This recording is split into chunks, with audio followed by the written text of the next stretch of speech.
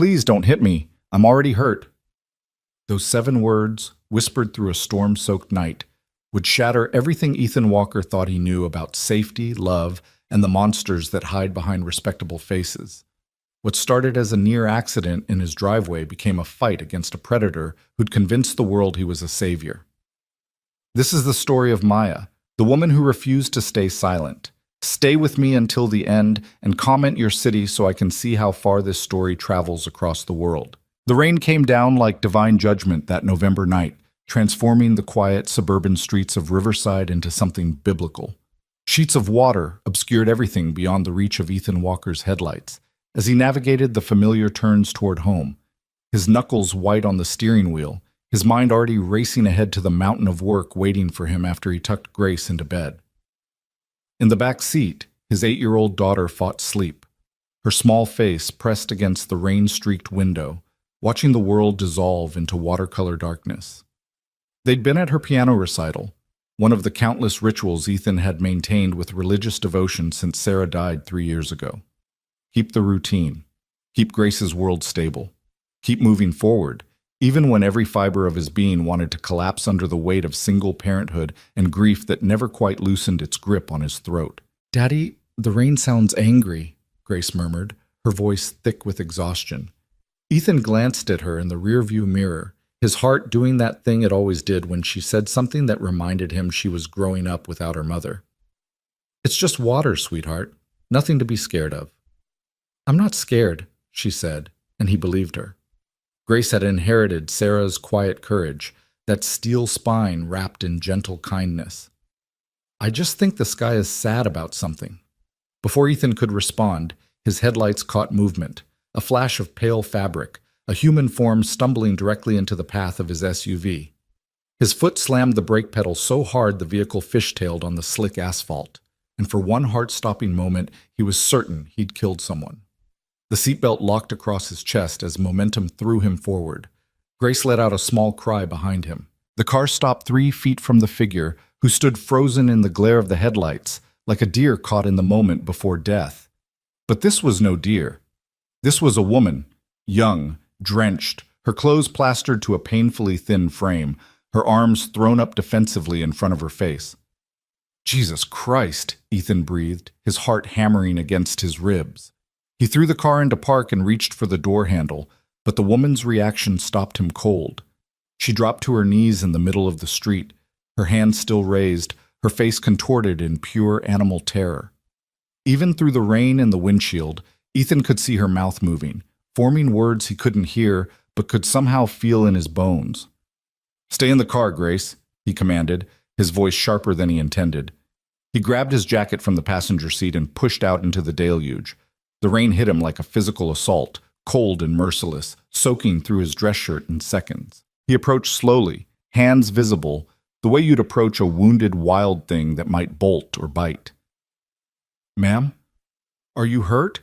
I almost—" He stopped when he got close enough to hear her. She was whispering, the same phrase over and over, a desperate mantra.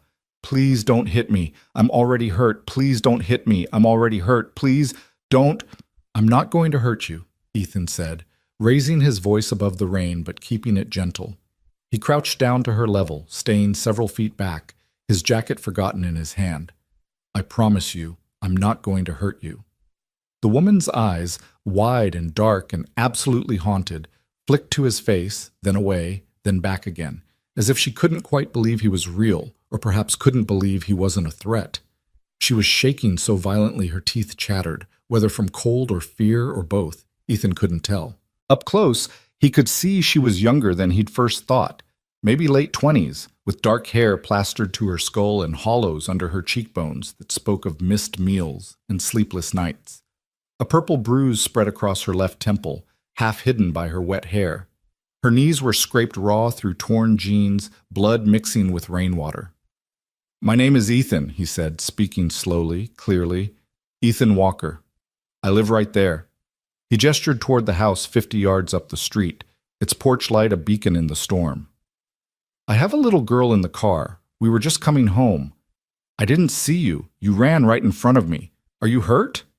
The question seemed to confuse her. She looked down at herself as if seeing her body for the first time, noticing the blood on her knees, the way her hands were shaking, the sodden clothes that clung to her frame. When she looked back up at him, something in her expression cracked, and Ethan saw past the terror to the exhaustion underneath, the bone-deep weariness of someone who'd been running for far too long. I don't... Her voice came out as barely more than a whisper. I don't know where I am. You're in Riverside, Ethan said. Connecticut. Do you live around here? She shook her head, a jerky, uncertain movement. I've been walking. I don't know how long. Days, maybe. I saw the lights of town and I just... Her words dissolved into a shiver so violent it looked painful. Behind him, Ethan heard his car door open. Grace, I said stay... But his daughter was already there, her small hand slipping into his, her Hello Kitty raincoat hood pulled up over her dark curls. She looked at the kneeling woman with those solemn brown eyes that were so achingly like Sarah's. Daddy, she's scared, Grace said simply, as if this explained everything, as if fear was something she understood intimately, and maybe she did. Maybe loss had taught his daughter to recognize suffering in others. The woman stared at Grace, and something shifted in her face. The raw terror softened into something else. Confusion, maybe, or wonder. Hi, Grace said, in that small, clear voice she used when she was being brave. I'm Grace. You're very wet. Despite everything, the rain, the fear, the absolute insanity of the situation, the corner of the woman's mouth twitched in what might have been the ghost of a smile. Grace, go back to the car, Ethan said, but without much conviction. The woman hadn't flinched when Grace appeared. If anything, the child's presence seemed to calm her. What's your name? Grace asked, ignoring her father completely. The woman opened her mouth, closed it, opened it again. Maya, she finally said, and Ethan had the distinct impression she'd just made that decision. My name is Maya. That's pretty, Grace said. Like the month. Are you running away from something bad? Grace! Ethan's voice came out sharper than he intended, horror washing through him at his daughter's bluntness. But Maya, if that was really her name, didn't seem offended. Instead, she looked at Grace with something like respect. Yes, Maya said quietly. Something very bad. Grace nodded as if this made perfect sense. My mommy died when I was 5. That was bad too. But Daddy says we're safe now because we have each other. She tugged on Ethan's hand. Daddy, we should take her inside. She needs to be safe too. Ethan looked from his daughter to the trembling woman still kneeling in the street, rain streaming down her face like tears. Every rational instinct screamed at him that this was dangerous, that he had no idea who this person was or what she was running from, that he had a daughter to protect and couldn't just bring a stranger into their home. But he also couldn't leave her here, couldn't watch her disappear back into the storm, hurt and terrified and alone. Sarah would have already had her inside, wrapped in blankets, pressing hot tea into her shaking hands. Sarah had never been able to pass suffering without trying to ease it. Can you stand? He asked Maya gently. She nodded, but when she tried to rise, her legs buckled. Ethan moved instinctively, catching her elbow to steady her.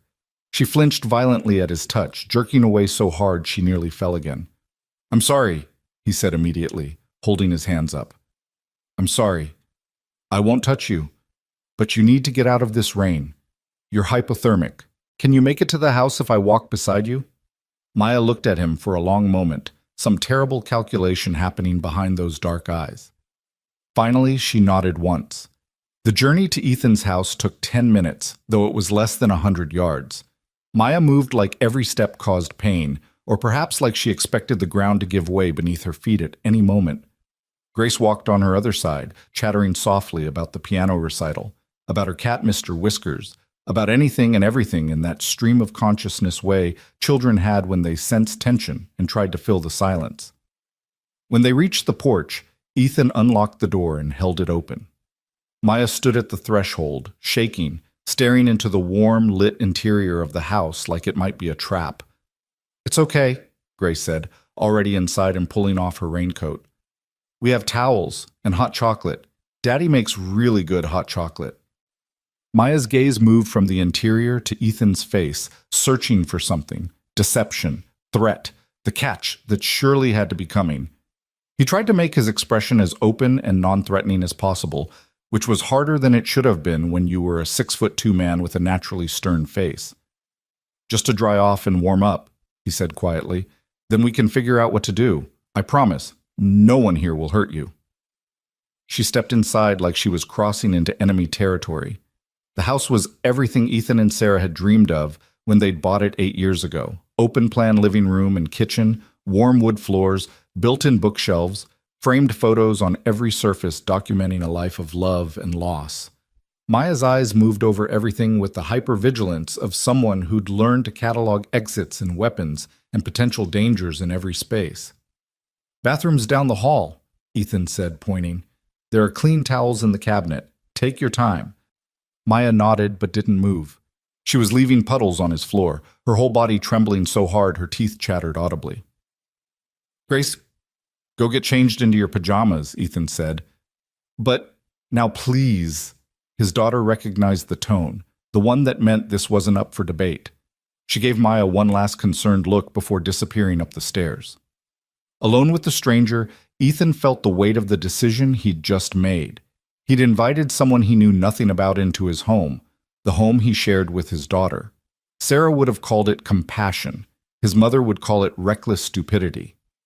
"Look," he said carefully, "I know you don't know me. I know you have no reason to trust me, but you're hurt and cold and clearly in trouble. Let me help, please." "Why?" The word came out raw, almost accusatory. "You don't know me. I could be anyone. I could be dangerous." "Are you?" The question seemed to surprise her. She blinked, water dripping from her hair into her eyes. "What? Are you dangerous? Are you going to hurt me or my daughter?" "No," she whispered. "No, I would never but—" Then that's settled. Ethan moved toward the kitchen, deliberately turning his back to show he wasn't afraid of her. "Go take a hot shower before you catch pneumonia. There's a robe on the back of the bathroom door. I'll make something hot to drink." He heard her move finally, her wet shoes squelching on the hardwood as she crept down the hall. The bathroom door closed, and a moment later he heard the shower start. Ethan braced his hands on the kitchen counter and let out a long, shaky breath. What the hell had he just done? He pulled out his phone, thumb hovering over the emergency contacts. Should he call the police? But the way Maya had looked at him, the raw terror in her eyes, she was running from something, or someone. The bruise on her temple wasn't from a fall. Those weren't the eyes of a criminal. Those were the eyes of prey. "Daddy?" He turned to find Grace on the stairs, now in her flower print pajamas, Mr. Whiskers clutched under one arm. "You did the right thing," she said solemnly. "How do you know?" "Because that's what Mommy would have done." Grace descended the stairs and wrapped her arms around his waist. She looked like she forgot that nice people exist. We can remind her. Ethan hugged his daughter, marveling not for the first time at the wisdom that sometimes poured out of her. "When did you get so smart?" "I've always been smart. You just don't notice because you're busy being worried all the time." He laughed despite himself, pressing a kiss to the top of her head. "Go get your blanket from the couch. We'll set up the guest room while Maya's in the shower." They worked together, Grace chattering about which blankets were softest and whether they should put flowers from the garden in a vase on the nightstand. By the time they finished, the room looked almost welcoming. Clean sheets, extra pillows, a lamp turned on to banish the shadows. The shower was still running when they came back downstairs. Ethan put the kettle on and rummaged through the cabinets, searching for something stronger than tea. He found the box of fancy hot chocolate Sarah had bought for special occasions, the kind with real chocolate that you had to shave into hot milk. It had been sitting unused since her death, but this felt like the right time. Grace helped, standing on a stool to reach the mugs, picking out the prettiest one for their guest, the blue one with white flowers that had been Sarah's favorite. The shower shut off. Ethan heard the bathroom door open, footsteps in the hall.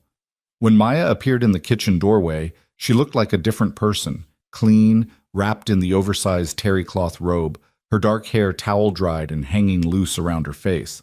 Without the grime and rain and terror, he could see she was actually quite beautiful, with delicate features and large almond-shaped eyes. But the haunted look remained, along with fresh evidence of violence he hadn't noticed before. Finger-shaped bruises around her wrist, a cut on her lower lip that had scabbed over. "Sit," Ethan said, gesturing to the kitchen table. "Please?" She did, moving gingerly like everything hurt. Grace climbed into the chair beside her, Mr. Whiskers still in tow. "This is Mr. Whiskers," Grace announced, holding up the stuffed cat. "He's very good at making people feel better. You can hold him if you want." Maya stared at the offered toy like it was something precious and fragile. "I don't want to get him dirty." "You're not dirty anymore. You took a shower." Grace pressed Mr. Whiskers into Maya's hands with the insistence only a child could manage. Slowly, carefully, Maya's fingers closed around the worn plush toy. She held it against her chest, and Ethan saw her throat work as she swallowed hard. He brought over 3 mugs of hot chocolate and set the blue-flowered one in front of Maya. She cupped her hands around it but didn't drink, just absorbed the warmth through the ceramic. "Thank you," she whispered. I can't." Her voice broke. "You shouldn't be kind to me." "Why not?" Grace asked, with the blunt honesty of childhood. Maya's eyes filled with tears that she blinked back furiously. "Because bad things happen to people who are kind to me." The statement hung in the air, heavy with implications that made Ethan's protective instincts flare. He kept his voice calm, neutral. "Is someone looking for you, Maya?" She flinched at her name or at the question. After a long moment, she nodded. "Someone who hurt you?" Another nod, smaller this time. "A boyfriend? Husband?" Her laugh was bitter, broken. "Husband, though that word makes it sound too simple, too normal." She finally lifted the mug to her lips, taking a small sip. Her hand shook so badly the liquid sloshed. "He's very good at seeming normal, that's the problem." Ethan exchanged a glance with Grace, whose small face had gone very serious. His daughter had heard enough. She didn't need the details. "Grace, why don't you go get your book? You can read in the living room while the grown-ups talk." For once, Grace didn't argue. She slipped off the chair, but before she left, she turned back to Maya. "You're safe here," she said with absolute conviction. "My daddy is very strong and he doesn't let bad things happen. Not anymore." After Grace left, taking Mr. Whiskers with her, the kitchen felt very quiet. Rain still drummed against the windows, but inside the silence stretched between them. "I shouldn't stay," Maya said finally. "It's not safe for you, for her. If he finds me here—" "Let's start with basics," Ethan interrupted gently. "When's the last time you ate?" She blinked at the question, clearly thrown by the change of subject. "I don't— 2 days ago, maybe? There was a diner. I had some money left." "Right." Ethan stood and moved to the refrigerator. "Then before we talk about anything else, you're going to eat something. You look like you're about to fall over." "I can't. You've already—" "I'm making eggs," he said, pulling out ingredients. "Scrambled okay? Toast? You're eating. That's not negotiable." He cooked while she sat in stunned silence, as if the simple act of someone taking care of her without demanding anything in return was completely foreign. Maybe it was. The thought made something hot and angry curl in Ethan's chest. He'd seen this before, in a way. One of his late wife's friends had left an abusive marriage, had shown up at their door with that same shell-shocked expression, that same inability to trust kindness. Sarah had taken her in without hesitation, had helped her find a lawyer, a new apartment, a fresh start. Ethan had watched his wife move through the world with that quiet, fierce determination to make things better, to protect people who couldn't protect themselves. He'd never expected to be the one doing the protecting after she was gone. He set a plate of eggs and toast in front of Maya, along with fresh orange juice. She stared at it like he'd given her a feast instead of a simple meal. "Eat," he said softly. "We can talk after." She ate slowly at first, then faster, like her body remembered hunger all at once. Ethan busied himself cleaning up, giving her space, not watching her too obviously. When she finally pushed the empty plate away, some of the gray pallor had left her face. "Thank you," she said again, the words weighted with more than gratitude for food. Ethan sat down across from her, cradling his own mug. "Do you want to tell me what happened?" "You don't have to, but it might help to talk to someone." Maya was quiet for so long he thought she might refuse. Then, haltingly, she began to speak. His name is Richard Brennan. Dr. Richard Brennan. He's a psychiatrist, well known, respected. We met 4 years ago at a charity fundraiser. I was working as an event coordinator. He was charming, successful, attentive, everything I thought I wanted. Her voice went flat, reciting facts like they'd happened to someone else. We got married 10 months later, small wedding. He said he wanted it to be intimate, just us, no big fuss. I thought it was romantic. Now I know he was isolating me from the start. Ethan said nothing, just listened, his hands wrapped around his cooling mug. It started small, Maya continued. Comments about my friends, how they were a bad influence, how they didn't understand our relationship. Concerns about my job, how stressful it was, how maybe I should consider something less demanding. He was so gentle about it, so caring. He made it sound like he was worried about me, looking out for me. She laughed, a sound devoid of humor. I quit my job, lost touch with my friends, moved into his house in Fairfield, and then the real rules started. Rules? Everything had to be exactly right. Dinner at 7, house spotless. My clothes, my hair, my makeup, all had to meet his standards. When I failed, and I always failed, because the standards would change without warning, there would be consequences. Her hand drifted unconsciously to her wrist, to those finger-shaped bruises. At first it was just emotional. He'd give me the silent treatment for days, make me sleep in the guest room, tell me how disappointed he was, how I was letting him down. Then it escalated. Ethan felt his jaw tighten. He hit you? Sometimes, but that wasn't... She struggled for words.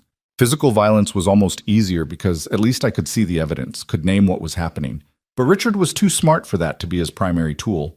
He used his profession against me, started telling me I was having episodes, that I was mentally unstable. He'd give me pills, said they were for anxiety, depression. They made me foggy, disconnected. I'd lose time, wake up with no memory of the day before. Jesus Christ, Ethan breathed. He isolated me completely. I had no access to money, no phone except the one he monitored, no internet, no car. He told his colleagues and neighbors that I was fragile, that I was ill, that he was caring for me. Made himself look like a devoted husband and me look like a burden. And the worst part is, her voice cracked, I started to believe him, started to think maybe I was crazy, maybe I was difficult and ungrateful and sick. He gaslighted me so thoroughly I couldn't trust my own perception of reality. Ethan had heard about this kind of abuse, the psychological torture that left no visible scars but destroyed someone from the inside out. Hearing it laid out in Maya's quiet, defeated voice made him want to find this Richard Brennan and show him exactly what consequences felt like. How did you get away? He asked instead. 3 days ago, I hadn't taken my pills. I'd been pretending to, hiding them under my tongue and spitting them out later. The fog started to clear and I remembered who I used to be before him.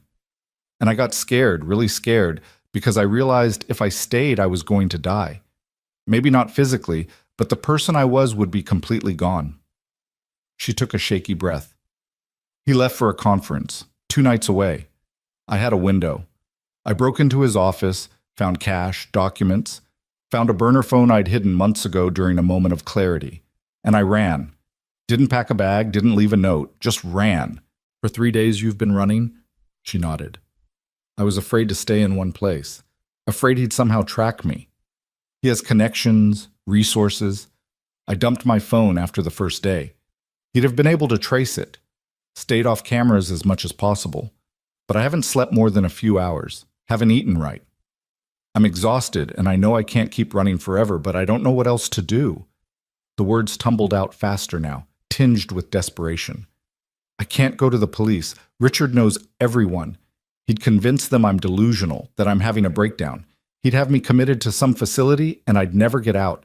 I can't go to friends or family. He'd find me immediately. I have nothing. I am nothing. I'm just... Stop. Ethan's voice cut through her spiral.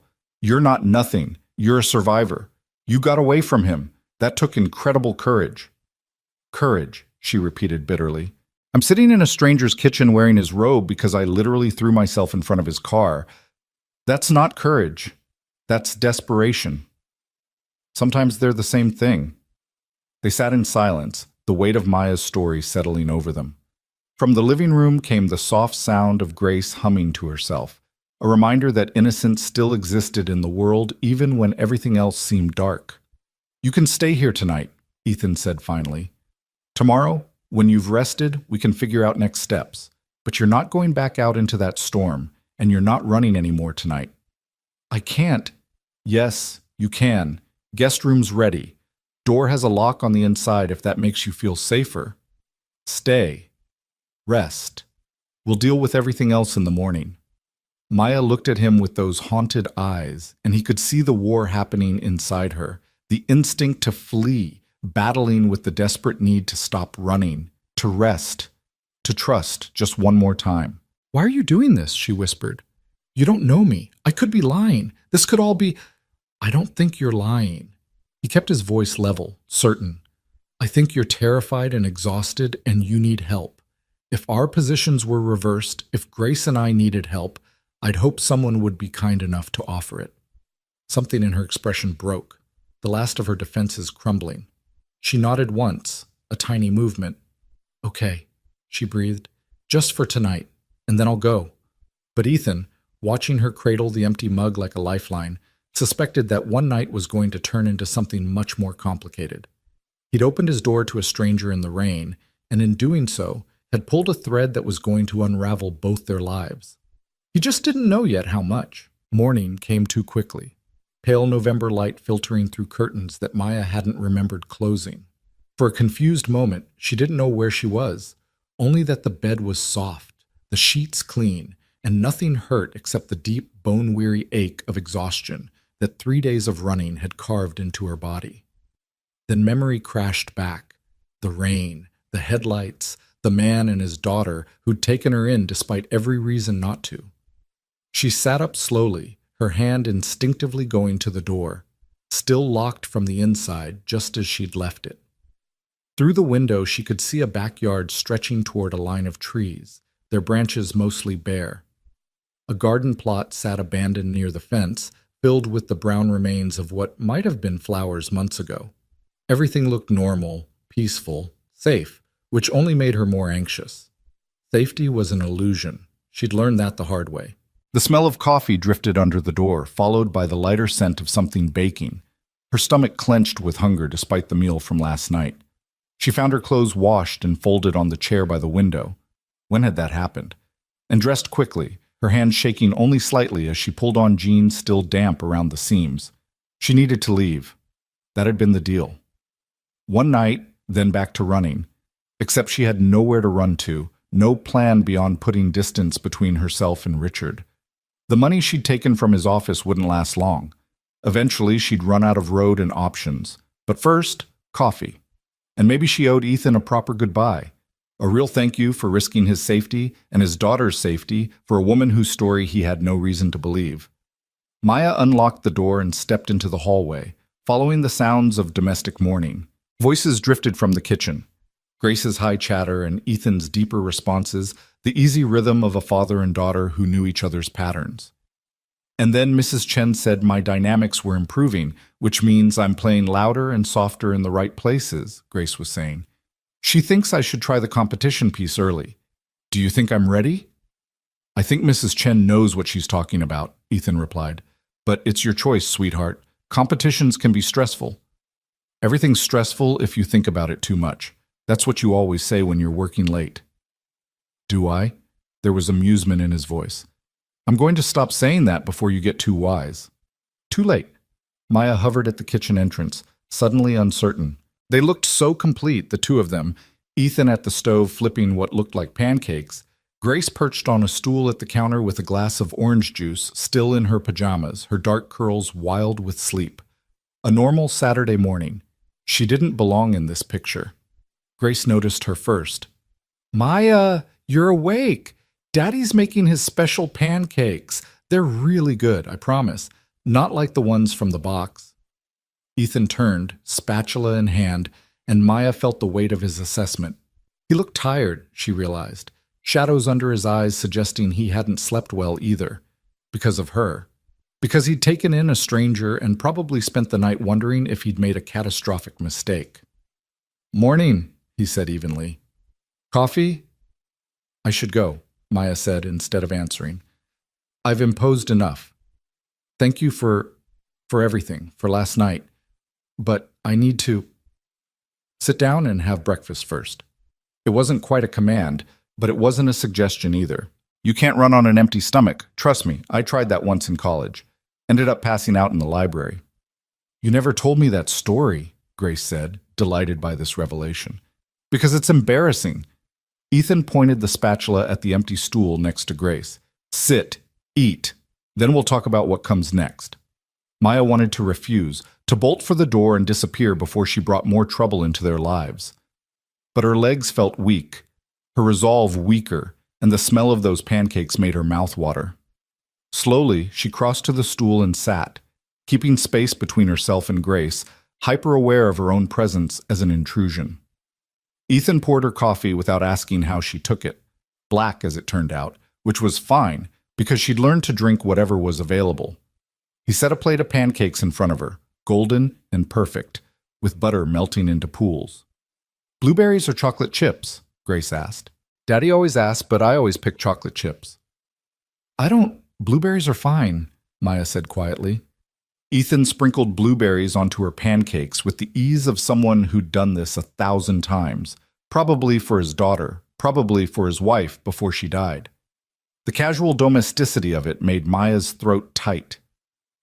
They ate in relative silence, Grace filling the quiet spaces with chatter about school and piano and her cat Mr. Whiskers, who was apparently very talented at catching toy mice but refused to acknowledge real mice in the garage. Ethan listened with the attentiveness of a parent who genuinely cared about his child's world, asking questions, making gentle jokes that made Grace giggle. Maya picked at her food, managing about half the pancakes before her stomach protested. She'd shrunk it over the past few months, eating only what Richard allowed, and now her body rebelled against abundance. When Grace finished, she hopped off the stool and announced she was going to get dressed. Because Miss Sarah, that's Daddy's friend who checks on us sometimes, is coming over later, and she says I should always be dressed before noon on weekends, even though I don't see why it matters. After she disappeared upstairs, the kitchen felt very quiet. Ethan cleared plates, his movements efficient but not rushed. Maya stood to help, but he waved her off. Let's go to the living room, he said, more comfortable for conversation. The living room was full of evidence of the life Ethan had built, photos on every surface, books overflowing the built-in shelves, Grace's piano sheet music scattered on the coffee table. Maya's eyes caught on a large framed photo above the fireplace. Ethan, younger and laughing, with his arms around a beautiful black woman who glowed with happiness. Grace, maybe 5 years old, sat on the woman's lap, all three of them looking at the camera like they couldn't believe their own joy. My wife, Sarah, Ethan said softly, following her gaze. She died 3 years ago, car accident. Drunk driver ran a red light. I'm sorry, Maya whispered, the words inadequate. Me too. He settled into an armchair and gestured for her to take the couch. She would have done exactly what I did last night. Probably would have done it better, honestly. Sarah never met a person in need she could walk past. Maya sat on the edge of the couch, perched like she might need to run. You said we'd talk about next steps. I appreciate everything you've done, but I can't stay. It's not safe for you or Grace. Let's define safe, Ethan said. This man, your husband, does he know you're in Connecticut? I don't know. I don't think so. I was careful. But Richard is smart. He thinks 10 steps ahead. He could be tracking me in ways I haven't even considered. Does he have connections to Riverside specifically? Maya shook her head. Not that I know of. We lived in Fairfield. His practice is in New Haven, but he has colleagues everywhere, people who respect him. If he circulates my photo, says I'm mentally ill and dangerous to myself. She couldn't finish the sentence. Ethan was quiet for a moment, his brow furrowed in thought. I want to help you. Really help you. Not just give you one night and send you back out there. You can't. Please let me finish. His voice was gentle but firm. I'm not a wealthy man by any means, but I'm comfortable. I own my own business, landscape architecture and design. I work from home most days, manage a small crew. What I'm saying is, I have resources, flexibility, and I have space. He gestured around the house. More space than Grace and I need. Maya stared at him. You're offering to let me stay? I'm offering you time.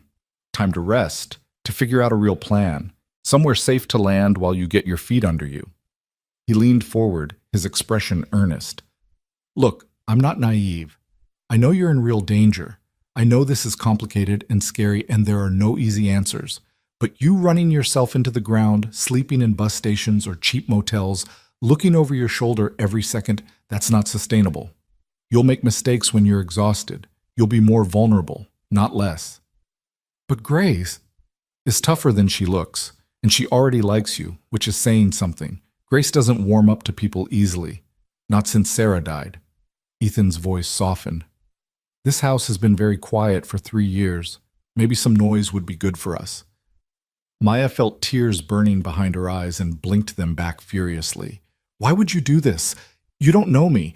I could be... What if I'm lying? What if Richard is the victim and I'm the abuser? Are you? No. Then stop trying to talk me out of helping you. He smiled, and it transformed his serious face into something warmer. Sarah used to say I had a hero complex. Maybe she was right. Or maybe I'm just a father who understands that the world is dangerous and people need to look out for each other, especially people who can't look out for themselves right now. I don't need... Maya stopped, swallowing the automatic denial. It was a lie anyway. She needed help desperately. What would you want in return? Ethan looked genuinely puzzled. In return? Nothing's free. There's always a price. Richard had taught her that. Every kindness came with strings attached, conditions that would strangle you eventually. Understanding crossed Ethan's face, followed by something that looked like sadness. No price, Maya. No conditions. You stay as long as you need to. When you're ready to figure out your next steps, we'll help you do that. In the meantime, you rest, you heal, and you're safe. That's it. It sounded too good to be true, which meant it probably was. But Maya was so tired, tired of running, tired of fear, tired of carrying the weight of survival alone. What if, just this once, she let someone help? What if Ethan meant exactly what he said? I don't understand you, she said finally, her voice barely above a whisper. You don't have to understand me. You just have to trust me enough to stay. Before Maya could respond, Grace thundered down the stairs, now dressed in jeans and a purple sweater. Are you staying? She asked Maya directly, with that child's ability to cut straight to the heart of things. Maya looked at Ethan, then at Grace's hopeful face, then at the photos on the walls that documented a family built on love and shattered by loss but still standing. She thought about the garden she'd seen from her window that morning, abandoned but not dead, waiting for someone to tend it again. Just for a little while, she heard herself say, until I figure things out. Grace's face split into a brilliant smile. Good. Because I already asked Daddy if you could help me with the garden in spring. He's terrible at flowers. Everything he plants dies. That's not entirely true, Ethan protested. Some things merely wilt dramatically. Same thing, Grace turned back to Maya. Do you know about gardens? Maya thought about the small balcony garden she'd kept in her first apartment, before Richard, before everything. Tomatoes and herbs and cheerful pansies that had made her happy for one summer. A little, she admitted. Perfect. Then you can teach me and we'll teach Daddy, and maybe this year things won't die. Grace said this with the utmost seriousness, as if the survival of plants was a matter of grave importance. Maybe, Maya agreed, and felt something crack open in her chest, not breaking but beginning tentatively to heal. The rest of the morning passed in a strange, surreal domesticity. Ethan showed Maya around the house properly, pointing out where things were kept, insisting she treat the space as her own. The guest room would be hers as long as she needed it. There was a desk if she wanted privacy.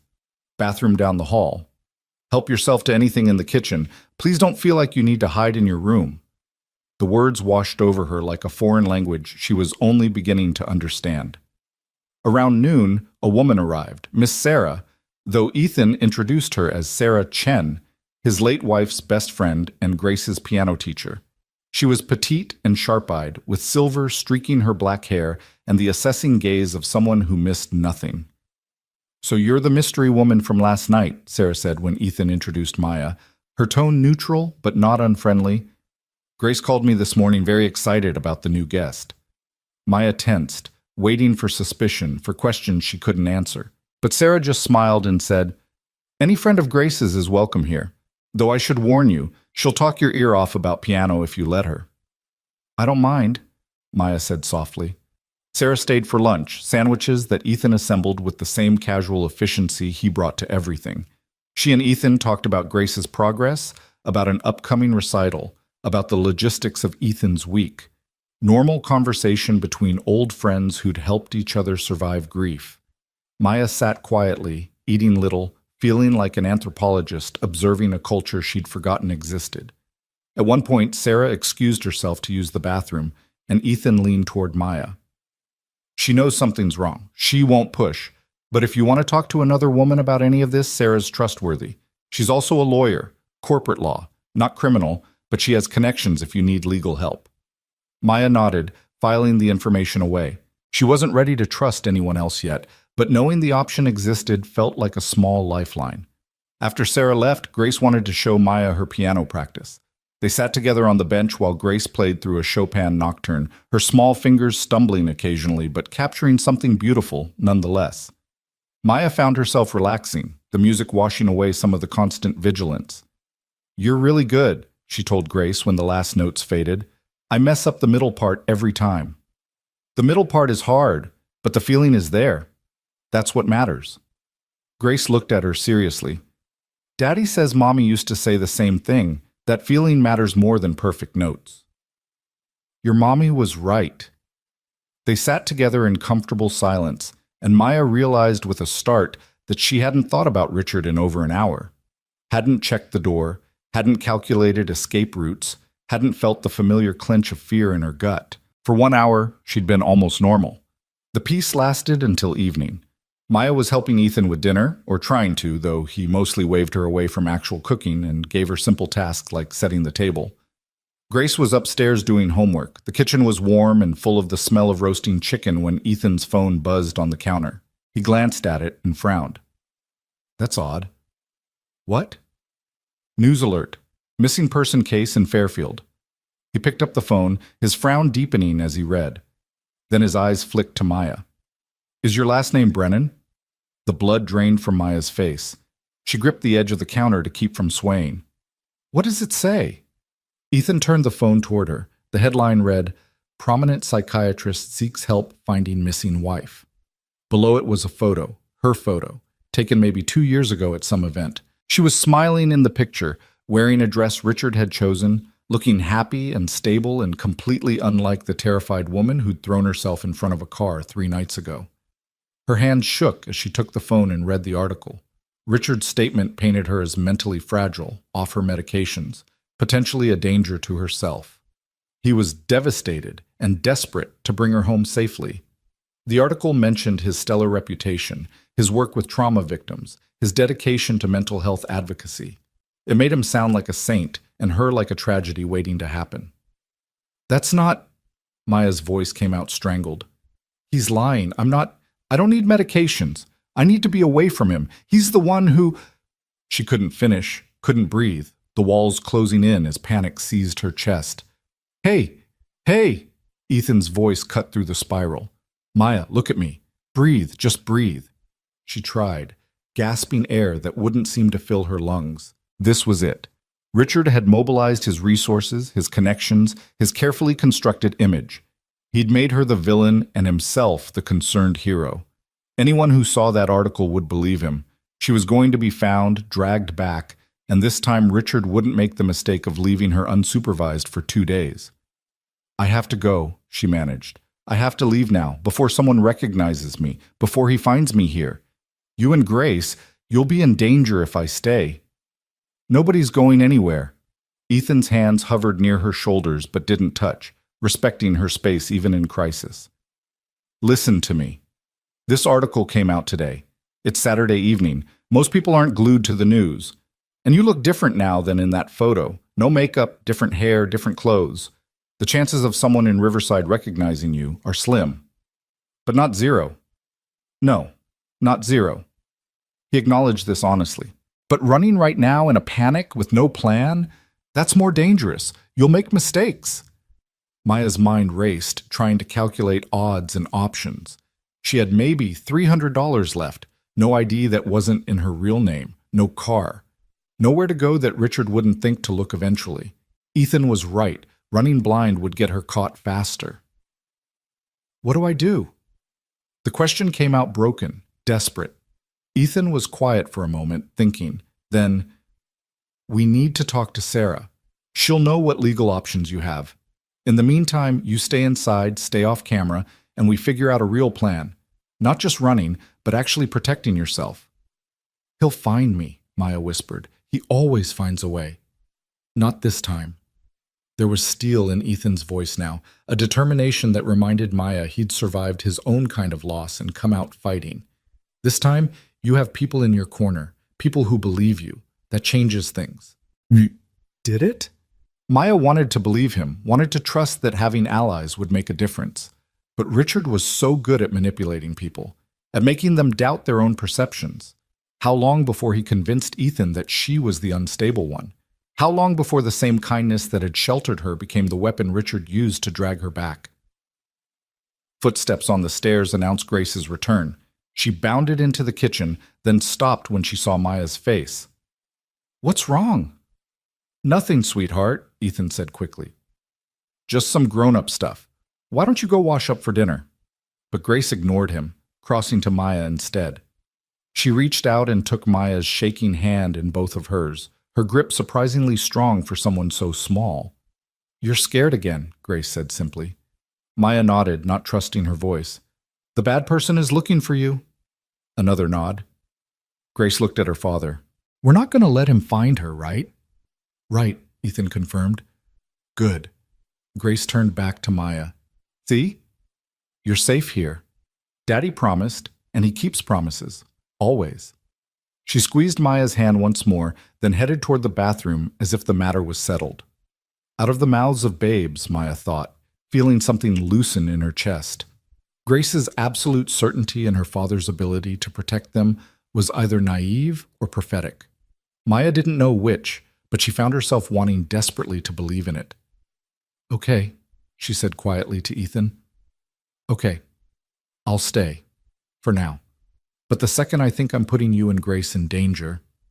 We'll deal with that if it happens, Ethan interrupted. Let me call Sarah. She should know about this. He stepped into the hallway to make the call, leaving Maya alone in the kitchen with the roasting chicken and the news alert still glowing on his phone. She picked it up, forcing herself to read the article again, to see herself through Richard's eyes. Fragile, unstable, in need of rescue. She'd believed those things about herself for so long that seeing them in print still carried a terrible weight of possibility. What if Richard was right? What if she was broken beyond repair? But no. That was his voice in her head. His gaslighting made so much a part of her internal dialogue she couldn't separate truth from manipulation anymore. She wasn't broken. She was traumatized. There was a difference. Ethan returned a few minutes later. Sarah's coming over after dinner. She wants to hear your full story, everything you can remember about Richard's abuse, the timeline, any documentation you might have. She thinks there might be legal recourse, but we need to build a case. A case? Maya tested the words. You mean fight back? I mean stop running and start pushing back. There's a difference between fleeing and protecting yourself. The idea was terrifying and intoxicating in equal measure. For so long, her only strategy had been escape, disappearance, making herself small and invisible. The thought of actually confronting Richard, of using the legal system against him, it felt impossible. He had money, reputation, connections. What did she have? But maybe that wasn't the right question. Maybe the question was, what would she have if she kept letting fear control her choices? Dinner was quiet, tension humming under the surface of normal conversation. Grace chattered about her homework, about the science project due next month, about her friend Emma's birthday party next weekend. Maya picked at her food, her appetite gone, but forced herself to eat because Ethan was right. She needed to keep her strength up. After dinner, Grace retreated to the living room to read while the adults cleared the table. Maya washed dishes mechanically, her mind elsewhere, running through worst-case scenarios. What if Richard showed up at the door right now? What if he'd already traced her somehow? What if... Stop, Ethan said softly beside her. I can hear you catastrophizing from here. I'm just being realistic. There's a difference between realistic and drowning in what-ifs. He took the plate from her hands and set it in the dish rack. One step at a time. Sarah will be here soon. We'll talk through options. We'll make a plan. You're not alone in this. Those last words threatened to undo her. Maya had been alone for so long, even in her marriage, especially in her marriage, that the concept of partnership, of shared burden, felt like fantasy. Sarah arrived an hour later carrying a leather portfolio and the no-nonsense air of someone ready to work. Grace was sent upstairs to read in her room, despite her protests that she was almost 9 and basically an adult. Once they were alone in the living room, Sarah opened her portfolio and pulled out a legal pad. Tell me everything, she said to Maya. Start from the beginning. Don't leave anything out, even if it seems small or irrelevant. I need the full picture. So Maya told her story again, this time in more detail, with Sarah interrupting occasionally to ask clarifying questions. What exactly had Richard said? What medications had he claimed to prescribe? Did she have any proof of the abuse? Any witnesses? Any digital trail? I have some of his files, Maya said quietly. Documents I took from his office when I ran. Patient records, financial statements. I didn't really look at them. I just grabbed what I could carry and ran. Sarah's eyes sharpened. Where are these documents now? In a storage locker. I rented it the first day before I dumped my phone, paid cash for 3 months. I couldn't carry everything, and I thought, I don't know what I thought, that maybe they'd be useful somehow. They might be very useful, Sarah said, especially if there are any irregularities in how he treated patients or managed his practice. But we need to be careful. Those documents could also be considered stolen property. I didn't steal them. I took what belonged to me. Records of my own treatment, our joint financial statements. The patient files were in the same drawer. I grabbed everything. Sarah made notes, her pen moving rapidly. Okay, here's what I'm thinking. First, we need to establish that you're of sound mind and that Richard's claims about your mental instability are false. That means getting you evaluated by an independent psychiatrist, someone with no connection to Richard. Second, we need to document your injuries, both current and past. Do you have photos of any bruises or injuries? Maya shook her head. He was careful. He mostly left marks where they wouldn't show or where they could be explained as accidents. The psychological abuse was worse anyway. The fear, the control, the constant gaslighting. Psychological abuse is harder to prove but not impossible, especially with expert testimony. Third, we need to figure out if Richard has committed any crimes we can actually prosecute. Medical malpractice, fraud, assault, anything we can build a case around. What about a restraining order? Ethan asked. Sarah grimaced. Restraining orders are tricky. She'd have to file in court, which means revealing where she is. And given Richard's standing in the community, there's a real risk the judge would side with him, especially with this missing person report positioning him as the concerned husband and Maya as mentally unstable. We need more ammunition before we go that route. Maya felt hope withering before it had fully bloomed. So what can I do? Just hide and hope he doesn't find me? No. Sarah's voice was firm. You build your case methodically. You get that psychiatric evaluation. You retrieve those documents and we go through them with a fine-tooth comb. You work with a therapist who specializes in abuse and can testify to the patterns you're describing, and you stay safe while we build leverage. How long will that take? Weeks, maybe months. I won't lie to you, Maya. This is going to be a long fight. Richard has resources and reputation. We need to be smarter and more prepared than he is. Months. Maya felt the weight of that timeline settle on her shoulders. Months of hiding, of looking over her shoulder, of living in fear that every knock on the door might be him. I can't ask you to do all this, she said to Ethan. Letting me stay here for weeks or months, getting involved in my mess, it's too much. That's not your decision to make, Ethan replied. It's mine, and I'm choosing to help. End of discussion. Sarah smiled slightly. He's stubborn. You'll get used to it. His wife used to complain about it all the time. Did not, Ethan protested. She absolutely did. I have text messages to prove it. Sarah turned back to Maya. Here's what I need from you. First, the location of that storage unit. I'll have someone retrieve the documents safely, someone who can't be traced back to you or Ethan. Second, I need you to write down everything you can remember about the abuse. Dates, incidents, what was said, what was done. Every detail, no matter how small. Third, I'll set up appointments with a psychiatrist and a therapist. Both will need to evaluate you independently. What if... Maya hesitated. What if they think Richard's right? What if I really am unstable? Sarah reached across the coffee table and put her hand over Maya's. You're not unstable. You're traumatized. There's a huge difference, and any competent mental health professional will see that. But I understand your fear. It's valid. Richard spent years convincing you that you couldn't trust your own mind. That's what abusers do. They make you doubt reality itself. Maya nodded, her throat tight. Having someone validate her experience, someone besides Ethan who believed her without question, it was overwhelming. They talked for another hour, Sarah outlining strategy and next steps, Maya answering questions as best she could. By the time Sarah left, promising to start making calls first thing Monday morning, Maya felt simultaneously hopeful and terrified. This was real. They were actually going to fight Richard, to try to bring him down. The audacity of it made her dizzy. After Sarah drove away, Ethan found Maya standing in the darkened living room, staring out the window at nothing. You okay? He asked quietly. I don't know. Ask me again in a few weeks. Fair enough. He stood beside her, not touching, but present. For what it's worth, I think you're incredibly brave. I don't feel brave. I feel like I'm about to throw up. Also fair. He smiled in the darkness. Courage isn't not being afraid. It's being afraid and doing the thing anyway. You've been doing that for days now. Give yourself some credit.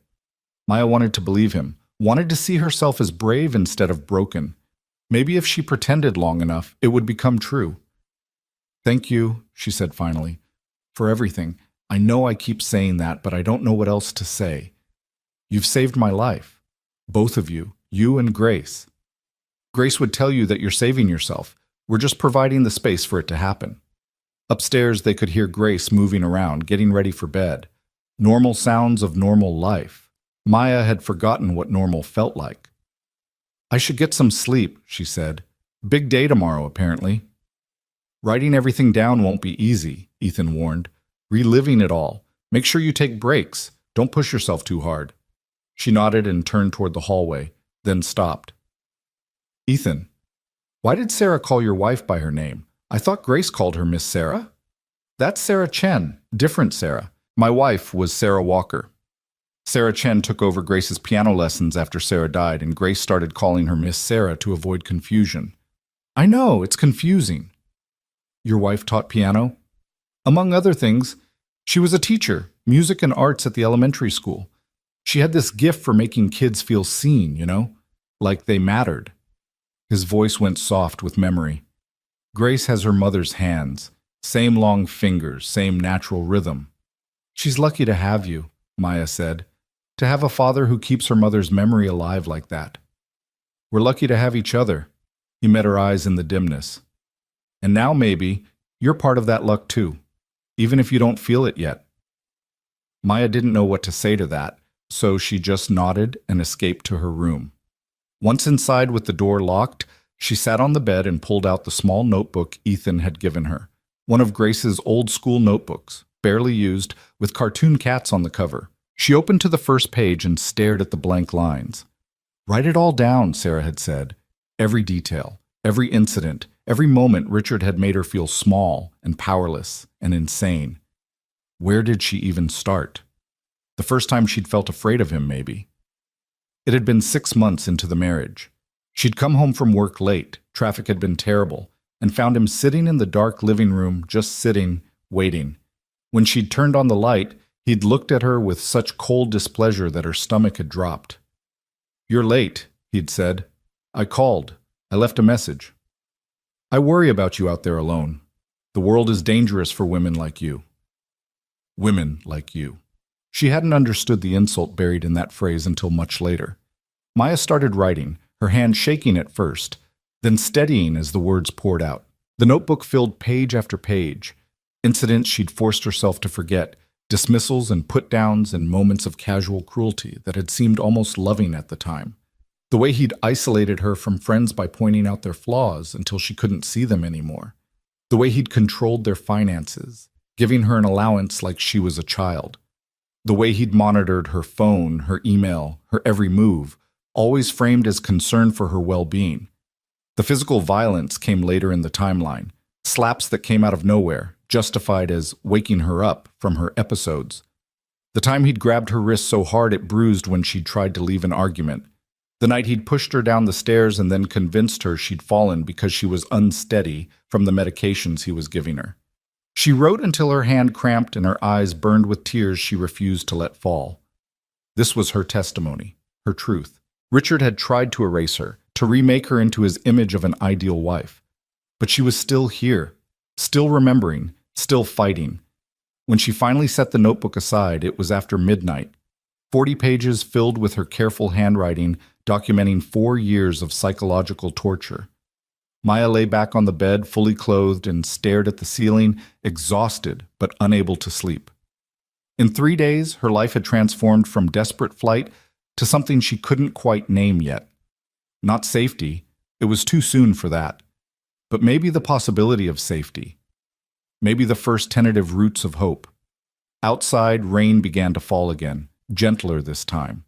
Not the angry storm that had driven her into Ethan's headlights, but a soft, steady rhythm against the window. Maya listened to it until her eyes finally drifted closed, and for the first time in longer than she could remember, she slept without nightmares. The next 2 weeks passed in a strange rhythm of normalcy, punctuated by moments of stark terror. Maya learned the patterns of Ethan's household.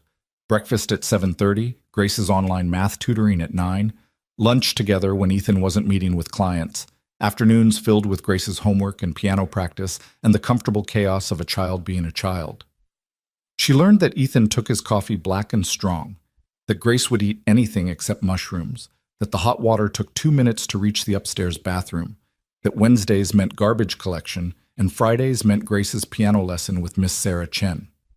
She also learned to navigate the constant undercurrent of fear that Richard might appear at any moment. Every car that slowed on the street made her freeze. Every unexpected knock sent her heart racing.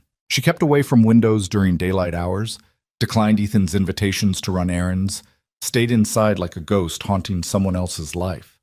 Sarah Chen worked quickly, her lawyer's mind cutting through the complexity of Maya's situation with surgical precision. By the end of the first week, she'd arranged an appointment with Dr. Patricia Morrison, a psychiatrist who specialized in trauma and had testified in abuse cases before. The appointment was scheduled for the following Monday at an office 40 minutes away in a different town, somewhere Richard's network was less likely to reach. Maya spent Sunday night barely sleeping, terror coiling in her stomach at the thought of being evaluated, judged, found wanting. What if Dr. Morrison saw what Richard had seen, instability, weakness, someone fundamentally broken? What if the years of gaslighting had actually fractured something essential in her mind? Monday morning arrived cold and gray, November asserting its authority over Connecticut with frost on the grass and breath visible in the air. Ethan had arranged for Grace to spend the day with Miss Sarah, taking her to school in the morning and picking her up in the afternoon. He'd taken the entire day off work to drive Maya to her appointment. "You don't have to do this," Maya said for the 3rd time as they prepared to leave. She stood in the kitchen wearing clothes Sarah Chen had brought her, professional but comfortable. Nothing like the designer pieces Richard had always chosen. "You have work. I can take a bus or—" "Maya." Ethan's voice was gentle but firm as he shrugged into his jacket. "Stop trying to do everything alone. I'm driving you. End of discussion." They drove in comfortable silence for the first 20 minutes, the landscape sliding past in shades of brown and gray. Maya watched the world through the window, cataloging landmarks she might need if she had to run again. The gas station at the highway entrance, the distinctive red barn, the shopping center with its sprawling parking lot. Old habits died hard. "Tell me about your business," she said finally, needing distraction from her spiraling thoughts. Ethan glanced over, seeming surprised by the question. "My business?" "Landscape architecture. You said you design gardens and outdoor spaces. What's that like?" He was quiet for a moment, as if gathering his thoughts. I fell into it, honestly. I was studying architecture in college, but I kept getting drawn to the outdoor elements, how spaces flow, how plants interact with built structures, how you can create these pockets of peace in the middle of chaos. Sarah used to joke that I couldn't design a building to save my life, but I could make a parking lot beautiful. Was she right? Completely. He smiled at the memory. After we got married, I switched my focus, started my own company. Small at first, residential work, backyard makeovers, that kind of thing. But I loved it. There's something about working with living things, watching a space transform over seasons. Every garden tells a story if you know how to read it. What story does your garden tell, Payad? Maya asked, thinking of the abandoned plot she'd seen from her window. Ethan's hands tightened on the steering wheel. That one tells a story about grief and neglect. Sarah planted it the year before she died. Roses, lavender, black-eyed Susans, all these flowers that she loved. After the accident, I tried to maintain it, but everything reminded me of her. Eventually, I just let it go. Easier to let things die than to keep fighting. The rawness in his voice made Maya's chest ache. I'm sorry. Don't be. It's been 3 years. I'm supposed to be past it by now, right? That's what everyone says. That grief has a timeline, and I should be moving on. Grief doesn't work that way, Maya said quietly. It's not linear. It's not something you get over. You just learn to carry it differently. He looked at her, really looked like he was seeing her clearly for the first time. How did you get so wise? I'm not wise. I'm just someone who knows about losing things. She turned back to the window. Richard took so much from me. My confidence, my independence, my sense of self. But in some ways, I lost myself before I even met him. I was so eager to be loved, to be chosen, that I ignored every red flag. I participated in my own destruction. Maya, that's not how abuse works. You didn't participate in anything. He manipulated you. There's a difference between being vulnerable and being complicit. I know that intellectually, but knowing something and believing it are different things. That's what I'm hoping Dr. Morrison will help with, separating Richard's voice from my own. They arrived at the medical building with 15 minutes to spare. It was a nondescript brick structure in a quiet office park, the kind of place designed to be forgettable. Ethan parked and turned to face her. Do you want me to come in with you? Maya shook her head. I need to do this part alone, but thank you. For driving, for waiting, for all of it. I'll be right here, he promised.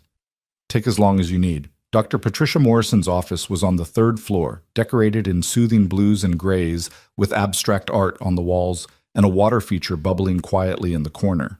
The psychiatrist herself was in her 50s, with kind eyes behind wire-rimmed glasses and an air of calm competence that immediately put Maya at ease. Maya, she said, rising to shake hands. I'm Patricia. Please sit wherever you're comfortable. Maya chose the armchair farthest from the door, then second-guessed herself. Was that significant? Would Dr. Morrison read something pathological into the choice? She forced herself to breathe, to remember what Sarah Chen had told her. This woman was here to help, not to judge. Sarah Chen has briefed me on your situation, Dr. Morrison began, settling into her own chair with a notepad. But I'd like to hear it from you, in your own words. Tell me about your relationship with Richard Brennan. So Maya told her story for the 3rd time, each retelling making it feel both more real and more surreal. Dr. Morrison listened without interrupting, taking occasional notes, her expression neutral but attentive. When Maya finished, her throat raw from talking, the psychiatrist was quiet for a long moment. What you've described is textbook coercive control, Dr. Morrison said finally. The isolation, the gaslighting, the intermittent reinforcement of affection and abuse, the use of his professional authority to undermine your reality, these are all classic tactics used by intimate partner abusers, particularly those in positions of power. So I'm not crazy? The question came out small, childlike. You're not crazy. You're traumatized. You've been subjected to sustained psychological warfare designed to break down your sense of self. The fact that you managed to escape, that you're sitting here having this conversation, that takes enormous strength. Maya felt tears burning and blinked them back. He gave me pills. He said they were for anxiety and depression. I don't know what they actually were. Do you remember what they looked like? Color, shape, any markings? Maya described them as best she could. Dr. Morrison made notes, frowning. I'd need to see the actual pills to be certain, but based on your description, they could be benzodiazepines or possibly antipsychotics. Both can cause the cognitive fog and memory issues you described, especially if administered inappropriately or in excessive doses. What he did, giving you medication without proper diagnosis or monitoring, that's medical malpractice at minimum, potentially criminal. Can you prove that? That I didn't need those medications? I can document that you show no signs of the conditions he claimed to be treating. I can establish that you're currently functioning well without medication. But proving what he gave you and why will be more complex. We'd need the physical pills, ideally with documentation of his prescribing them. Maya thought about the documents in the storage locker. I might have something, files from his office. I don't know exactly what's in them. I just grabbed everything I could reach. Dr. Morrison's eyes sharpened with interest. If there are prescription records, treatment notes, anything documenting what he was giving you and why, that could be very valuable. But we need to be careful about how we handle them. Chain of custody matters in legal cases. They talked for another hour, Dr. Morrison asking detailed questions about Maya's mental state, her sleep patterns, her ability to function day to day. She administered several standardized assessments, questionnaires designed to measure depression, anxiety, and PTSD symptoms. By the time the session ended, Maya felt wrung out but also strangely validated. Someone with expertise and authority had listened to her story and said, unequivocally, that she wasn't the problem. I'll prepare a full report for Sarah Chen, Dr. Morrison said as they concluded. I'm also going to recommend you see a therapist regularly. Not because there's anything wrong with you, but because working through trauma is hard and you shouldn't do it alone. I can provide referrals if you'd like. Yes, thank you. Maya stood feeling lighter than she had in weeks. Dr. Morrison, do you think, if this goes to court, do you think anyone will believe me? Over him? The psychiatrist's expression grew serious. I won't lie to you, Maya. Cases like this are difficult. Richard has reputation and resources on his side, but you have truth, and that matters. More importantly, you have a documented pattern of abuse and expert testimony to support it. It's not a guarantee, but it's a fighting chance. A fighting chance. It wasn't much, but it was more than Maya had dared hope for.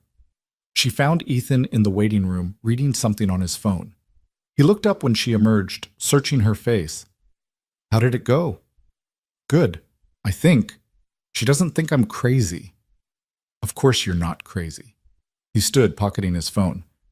Anyone who actually listened to you would know that. They walked to the car together, and Maya felt something shift inside her. Not hope, exactly, but the absence of its opposite. The crushing certainty that she was fundamentally broken was cracking, letting in slivers of light. Thank you, she said as they pulled out of the parking lot. I know I keep saying that, but I mean it. Thank you for believing me when you had no reason to. I had every reason to. Ethan's voice was quiet, but certain. Someone who's lying doesn't look like you did that first night. Doesn't flinch at kindness like it's violence. Doesn't carry that particular kind of fear in their eyes. Maya turned to look at him, really look at him, taking in the strong profile, the careful way he drove, the gentleness that lived beneath his serious exterior. She'd been in his house for 2 weeks, and he'd never once made her feel unsafe, never pushed her boundaries, never asked for anything except that she take care of herself. It was so foreign, so unlike anything she'd experienced with Richard, that she sometimes felt like she'd fallen into an alternate universe where men could be trusted, and kindness didn't come with conditions. Can I ask you something? She said. Always.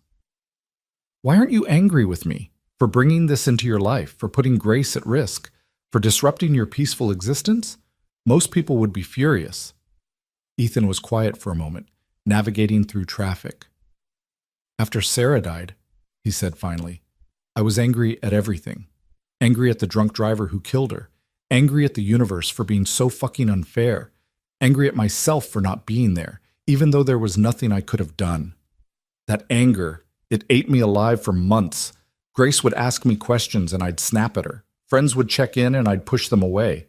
I was drowning in rage and grief, and I couldn't see a way out. He paused, collecting his thoughts. Sarah Chen. Miss Sarah. She's the one who finally got through to me. She showed up one day, walked past me into my kitchen, and started making dinner like she owned the place.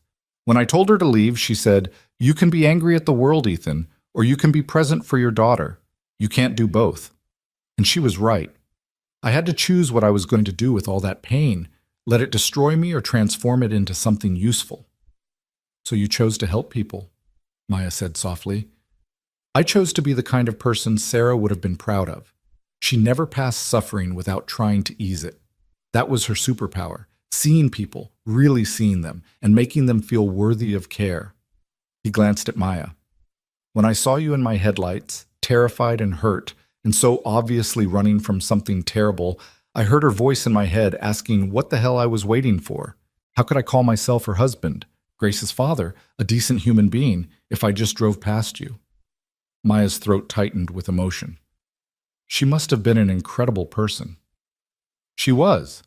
And so are you, even if you can't see it yet. You survived something that would have broken a lot of people. You found the strength to run, to fight, to keep going even when everything seemed hopeless. That's not weakness, Maya. That's power. They drove the rest of the way home in companionable silence, and Maya found herself thinking about transformation, about how suffering could either destroy you or forge you into something stronger. She wasn't sure which one she was yet, destroyed or forged, but for the first time, she was willing to find out. Grace was already home when they arrived, bursting with news about her day. She'd gotten an A on her math test. Emma had shared her cookies at lunch, and Miss Sarah had taught her a new piano piece that was super hard but also super pretty. Did Maya's doctor appointment go okay? Grace asked with the blunt curiosity of childhood, and Maya felt her chest constrict at the casual way the girl included her in the family narrative. It went fine, sweetheart, Ethan said. Maya's just fine. Good, because we're having tacos tonight and it's more fun when everyone's here. Grace grabbed Maya's hand and pulled her toward the kitchen. Come help me set the table. Daddy always puts the forks on the wrong side. There is no wrong side, Ethan protested, following them. Yes, there is. Forks go on the left. Mommy told me that, and Mommy knew everything about proper tables. The easy invocation of her mother's memory, spoken without pain or hesitation, made Maya's heart ache. Grace had learned to carry her loss with grace, to honor her mother while still moving forward. It was a lesson Maya needed to learn. Dinner was chaotic and warm, Grace dominating the conversation with stories about school politics that seemed far too complex for third grade. Ethan listened with patient amusement, occasionally interjecting questions or gentle corrections when Grace's narrative veered into obvious embellishment. After dinner, while Ethan cleaned up and Grace practiced piano, Maya retreated to her room with the notebook she'd been filling with memories and testimonies. Sarah Chen had requested a timeline, and Maya was trying to organize 4 years of abuse into some kind of coherent narrative. It was harder than she'd expected. The memories didn't come in order, and some events had been so thoroughly rewritten by Richard's gaslighting that she couldn't separate what had actually happened from what he'd convinced her happened. She was deep in concentration when a knock came at her door. "Come in," she called, expecting Ethan. Instead, Grace slipped inside, still in her school clothes, her expression unusually serious. "Can I talk to you?" "Of course." Maya set aside the notebook and gestured to the bed. "What's on your mind?" Grace climbed up and sat cross-legged, picking at a loose thread on her jeans. For a moment she didn't speak, just worried at that thread like it held the secrets of the universe. "Are you going to stay?" she asked finally, not looking up. Maya's heart clenched. "What do you mean?" "After you're not scared anymore. After the bad person stops looking for you. Are you going to leave?" The question was so direct, so achingly vulnerable, that Maya didn't know how to answer honestly without hurting this child who'd already lost so much. "I don't know what happens after," she said carefully. "I'm still figuring that out. Daddy says people come into our lives for reasons. Some people stay forever and some people are just visiting. Which one are you?" Maya reached out and covered Grace's small hand with her own. "I don't know yet, but I promise you this. Whatever happens, however long I'm here, I will never forget how kind you and your father have been to me. You saved my life, Grace. Both of you. I didn't do anything. I just gave you Mr. Whiskers. You did more than that. You reminded me that good people exist, that there's still kindness in the world. When you're running from something terrible, you start to forget that. You forget that not everyone wants to hurt you.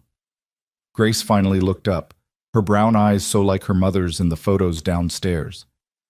The bad person, your husband, he hurt you a lot, didn't he? Maya nodded, not trusting her voice. Like hitting hurt or feeling hurt? Both. That's stupid, Grace declared with the absolute moral certainty of an 8-year-old. Husbands are supposed to love their wives and be nice to them. That's what Daddy says marriage is supposed to be. Love and niceness and choosing each other every day, even when it's hard. Your daddy is right. That's what marriage should be. But sometimes people lie about who they really are. They pretend to be nice until you're trapped, and then they show you who they really are. Grace processed this, her young face troubled. So how do you know who's safe and who's pretending? It was such an enormous question, one Maya wasn't sure she could answer for herself, let alone for a child. But Grace deserved honesty, so she tried. I think safe people show you who they are through their actions, not just their words. They respect your boundaries. They don't try to control you or make you feel small. They care about your happiness even when it's inconvenient for them. Like Daddy, Grace said confidently. Yes, like your daddy. Maya squeezed her hand gently. He's a good man, Grace. You're very lucky. I know. Miss Sarah says I should never settle for less when I grow up. She says I should find someone as good as Daddy or not bother at all. Maya smiled despite the heaviness in her chest. Miss Sarah is very smart. They sat together quietly for a moment, the sound of Ethan moving around downstairs a comforting backdrop. Then Grace asked, Do you think you'll ever have a family? Like kids and stuff? The question hit Maya like a physical blow. She'd wanted children once. Before Richard, before she'd learned that bringing a child into his world would be cruel beyond measure. He'd talked about it sometimes, how they'd have a son who would carry on his legacy, how he'd mold the child into his image. The way he'd spoken about their hypothetical children, like possessions to be programmed, had filled Maya with such horror that she'd secretly stayed on birth control even though he'd forbidden it, terrified of what he'd do to a child under his control. I don't know, she said honestly. I think I need to figure out how to have a life first before I can think about bringing someone else into it. Grace nodded like this made perfect sense. That's probably smart. Miss Sarah says you have to love yourself before you can love someone else, right? Miss Sarah says a lot of wise things. She does. That's why I listen to her. Grace hopped off the bed, apparently satisfied with the conversation. Okay, I have to go finish my homework. But Maya, I hope you stay. Even if you're just visiting, I hope you visit for a long time. After Grace left, Maya sat in the quiet of her room, feeling the weight of that child's hope settle over her like a blanket. She'd been so focused on survival, on just getting through each day, that she hadn't let herself think about what came after. What did she want her life to look like once she was free of Richard? Did she even remember how to want things for herself? The next few days fell into routine. Ethan worked from his home office, taking calls with clients and sketching designs, while Maya and Grace existed in parallel orbits, Grace at school or practicing piano, Maya working through her trauma timeline and trying to remember who she'd been before Richard. In the afternoons, she'd started tentatively helping Grace with homework, discovering that she actually enjoyed the challenge of explaining fractions or helping with book reports. Sarah Chen called Wednesday evening with an update. Her contact had retrieved the documents from the storage locker. Everything was now in Sarah's possession, and she was going through them methodically. What she'd found so far was disturbing. Richard kept meticulous records, Sarah told Maya over speakerphone, Ethan listening beside her at the kitchen table. Companies, he might back off from pursuing Maya. Or it might make him more desperate, Maya said quietly. If he thinks he's about to lose everything, he might do something reckless. Sarah was silent for a moment. That's a valid concern, which is why we need to be strategic about how and when we use this information. I'm continuing to build the case. In the meantime, Maya, I need you to stay vigilant but not paranoid. Keep a low profile, don't go anywhere alone, and trust your instincts. After they hung up, Maya sat at the table feeling the weight of Sarah's warning. Richard was many things, but he wasn't reckless. He was calculated, patient, always thinking several moves ahead. If he suspected she had evidence against him, he'd be planning his countermove. "You're catastrophizing again," Ethan observed gently. "I'm being realistic. You don't know Richard like I do. He doesn't give up. He doesn't lose. If he thinks I'm a threat to him now instead of just an escaped possession, he'll come at me harder. Let him try." There was steel in Ethan's voice. "He might have been able to control you when you were isolated and alone, but you're not alone anymore. He'll have to go through all of us, and I promise you, we're a lot more stubborn than he's counting on." Maya wanted to believe him, wanted to trust that safety in numbers would be enough. But she'd learned the hard way that Richard didn't fight fair, didn't follow rules, didn't care about collateral damage. If he decided Ethan and Grace were obstacles, he'd find ways to remove them. That night, Maya dreamed about Richard for the first time since escaping. In the dream, she was back in their Fairfield house, trying to run but finding every door locked, every window sealed. Richard's voice came from everywhere and nowhere, calm and reasonable and absolutely certain that she was behaving irrationally. "You're sick, Rebecca," he said. Rebecca, the name she'd been trying to escape. "You need help. Why won't you let me help you?" She woke gasping, her heart hammering, Grace's cartoon cat notebook clutched to her chest like a talisman. The clock read 3:47 a.m. The house was dark and quiet, except for the familiar creaks of settling wood. She was safe. She was in Riverside, in Ethan's guest room, miles from Richard's reach. But the dream clung to her, and she couldn't shake the feeling that something was coming, that the fragile peace she'd found here was about to shatter. She was right. Friday afternoon, Sarah Chen arrived unannounced, her expression grim. She gathered Maya and Ethan in the living room, waiting until Grace was safely upstairs before speaking. "We have a problem," Sarah said without preamble. "Richard filed a missing person report with more details yesterday. He's offering a reward for information leading to Maya's location, $50,000. The number hit Maya like a punch. $50,000. That was enough to make people look twice at strangers, to report anyone who seemed out of place. That was enough to turn neighbors into bounty hunters. "There's more," Sarah continued. "He's hired a private investigator. Someone good, with connections to local police departments across New England. They're circulating your photo, the one from the news article, but also others. Earlier pictures showing you with different hair lengths, different styles. They're being thorough." "How long do we have?" Ethan asked, his voice tight. "I don't know. Could be days, could be weeks. Depends on how lucky we get and how good this investigator is." Sarah turned to Maya. "I think it's time to consider going to the police ourselves, filing a report about the abuse, getting ahead of Richard's narrative." "No." The word came out sharp, panicked. "He has friends in the police. He's consulted on cases, done evaluations for them. They trust him. They'll believe him over me." "Not if we have evidence, not if we have Dr. Morrison's evaluation and the documents from his office." "It's not enough," Maya insisted, her chest tightening with fear. "You said yourself that abuse cases are hard to prove. If I go to the police now, Richard will know exactly where I am. He'll have me committed before I can blink. I'll disappear into some psychiatric facility and no one will ever believe anything I say again." "Maya, no!" She stood abruptly, needing to move, to pace, to do something with the terror coursing through her veins. "You don't understand what he's capable of. He's not just an abuser. He's a master manipulator with credentials and connections. He's spent years building a reputation as a caring, brilliant psychiatrist while destroying me piece by piece. Going to the police is suicide." Ethan stood too, positioning himself between Maya and the door, not blocking but grounding. "Then what do you want to do? We can't just wait for him to find you. I could run again. Really run this time. Change my name, go somewhere far away where he'd never think to look." "You tried that," Ethan said gently. "It didn't work. You ended up exhausted and desperate and throwing yourself in front of my car. Running isn't sustainable." "Neither is this," Maya's voice cracked. "Hiding in your house, putting you and Grace in danger, waiting for the inevitable moment when Richard's investigator knocks on your door. At least if I'm gone, you're safe." "We don't want to be safe if it means abandoning you," Ethan said quietly. and the certainty in his voice broke something open in Maya's chest. She sank back onto the couch, her head in her hands. I don't know what to do. I don't know how to fight someone with so much more power than me. Sarah moved to sit beside her, her voice softening. You fight smart instead of hard.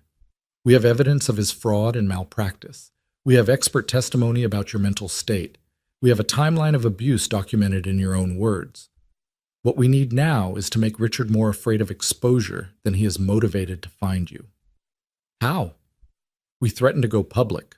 I draft a letter detailing what we've found, the overprescribing, the insurance fraud, the patient abuse. We send it to him through a secure channel, let him know that if he continues to pursue you, we'll release everything to the medical board, the insurance companies, and the press. We offer a deal. He drops the missing person case, he agrees to a quiet divorce, and we agree not to destroy his career. He'll never agree to that, Maya said. His reputation is everything to him. If he thinks I might expose him, he'll do whatever it takes to discredit me first. Maybe, but it buys us time and puts him on the defensive. Right now he thinks he controls the narrative. This shows him that's not true anymore. Ethan was nodding slowly. It's a calculated risk, but doing nothing is riskier.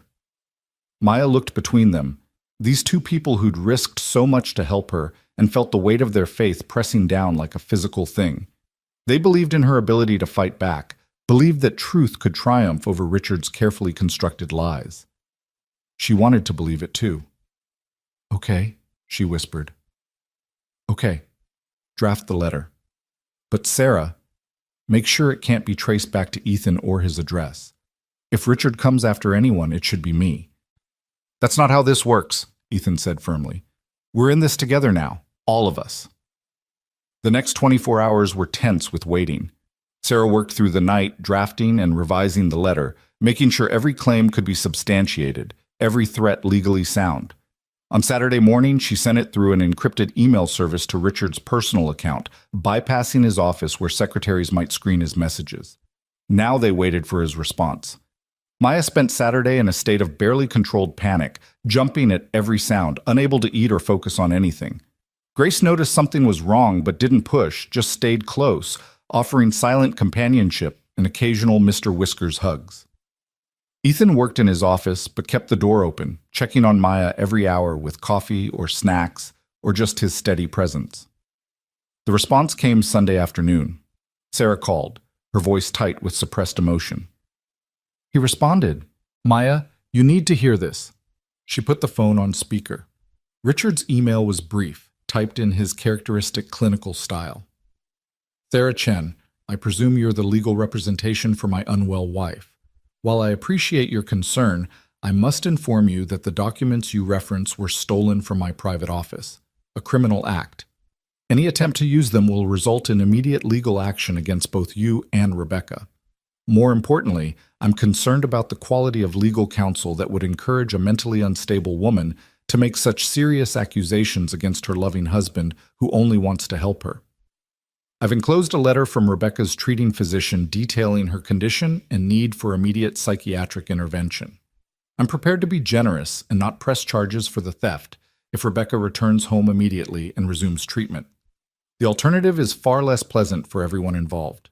You have 48 hours to produce my wife. After that, I will be forced to take more aggressive measures to ensure her safety. Regards, Dr. Richard Brennan. The silence after Sarah stopped reading was deafening. Maya felt ice spreading through her veins, that old familiar terror Richard specialized in creating, calm, rational, absolutely implacable.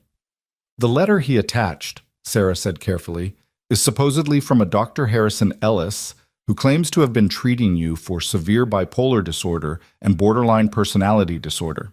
It describes you as delusional, potentially dangerous to yourself and others, and in need of immediate psychiatric hospitalization. I've never heard of a Dr. Harrison Ellis, Maya said numbly. Richard must have written it himself. That's my assumption too, but without proof, it's your word against a supposedly independent medical professional. Richard's playing this exactly as we feared, using his professional network to paint you as unreliable. Ethan had gone very still, his jaw tight with controlled anger. So what now? We just let him threaten us? No, Sarah said firmly. Now we call his bluff. I respond, making it clear that we have evidence of the fraudulent letter, handwriting analysis if needed, verification that this Dr. Ellis either doesn't exist or never treated Maya. I point out that threatening legal action against stolen documents is an implicit admission that those documents are real and damaging, and I give him 48 hours to withdraw the missing person case, or we go public with everything. That's escalating, Maya said, her voice shaking. That's declaring war. We were already at war, Sarah countered. He fired the first shot when he reported you missing and hired an investigator. We're just finally firing back. The question is, are you ready for this fight? Maya looked at Ethan, at the steady certainty in his eyes, the protective set of his shoulders. She thought about Grace upstairs, innocently practicing piano, trusting that the adults would keep her safe.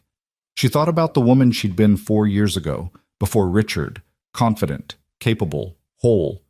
She thought about the woman she might become if she found the courage to stop running. Yes, she said, and felt the words settle into her bones like truth. I'm ready. Sarah sent the response within the hour, her legal training evident in every precisely chosen word. The counter-threat was elegant and devastating. Exposure not just of Richard's treatment of Maya, but of a pattern of misconduct spanning years. Evidence of insurance fraud, patient records showing inappropriate prescribing, financial documents revealing unreported income. Everything laid out with the clinical precision of a prosecutor's opening statement. The 48-hour countdown began. Maya spent those 2 days in a state of suspended animation, unable to eat more than a few bites, unable to sleep for more than an hour at a stretch. Every time her eyes closed, she saw Richard's face, calm, controlled, absolutely certain of his superiority. He'd always been 10 steps ahead of her. What made her think this time would be different? Ethan tried to distract her with work, asking her opinion on landscape designs he was developing for clients. She found herself drawn into the projects despite her anxiety, offering suggestions about plant placement and color schemes that surprised both of them with their intuition. There was something soothing about thinking in terms of growth and seasons, about creating beauty that would unfold over time. Grace was more direct in her approach to distraction. Monday after school, she marched into the living room where Maya sat staring blankly at a book she wasn't reading and announced, "We're going to bake cookies, the chocolate chip kind with extra chips because that's the only kind worth making." "Grace, I don't think—" "Nope, no thinking, just baking." Grace grabbed Maya's hand and pulled her toward the kitchen with surprising strength for someone so small. "Daddy says when you're worried about things you can't control, you should do something with your hands. Baking is perfect because you have to focus, or everything gets messed up." They baked 3 batches of cookies that afternoon, the kitchen filling with the warm smell of butter and sugar and chocolate. Grace chattered constantly, narrating her technique and explaining the exact ratio of chips to dough that her mother had perfected. Maya found herself genuinely smiling for the first time in days, caught up in Grace's enthusiasm and the simple pleasure of creating something that brought joy. "See," Grace said, biting into a still-warm cookie. "Better, right?" "Better," Maya agreed, and meant it. Tuesday brought no response from Richard, which somehow felt more ominous than any threat. Sarah called twice with updates that weren't really updates. He hadn't withdrawn the missing person case, but he hadn't escalated either. They were in limbo, waiting to see who would blink first.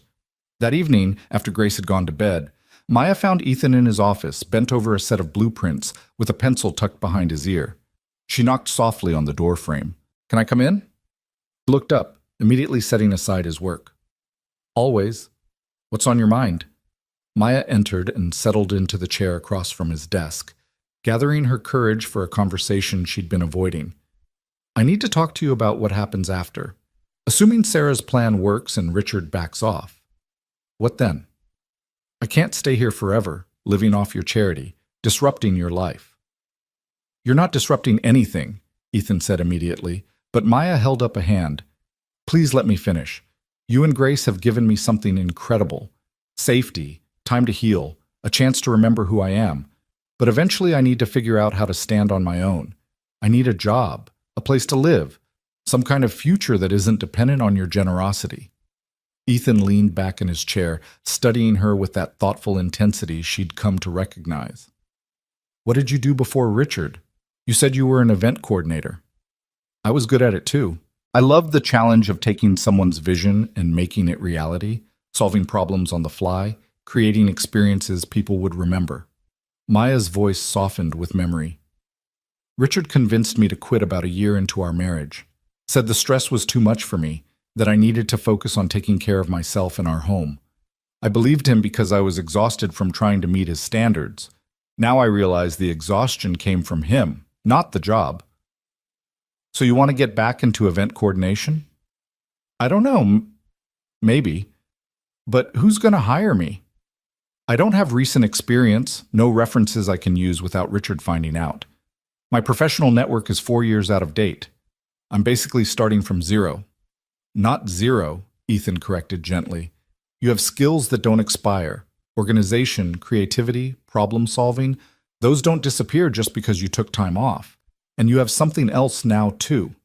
Perspective, strength, the knowledge that you survived something that would have broken a lot of people. That's not exactly something I can put on a resume. Maybe not directly, but it shapes who you are and what you're capable of.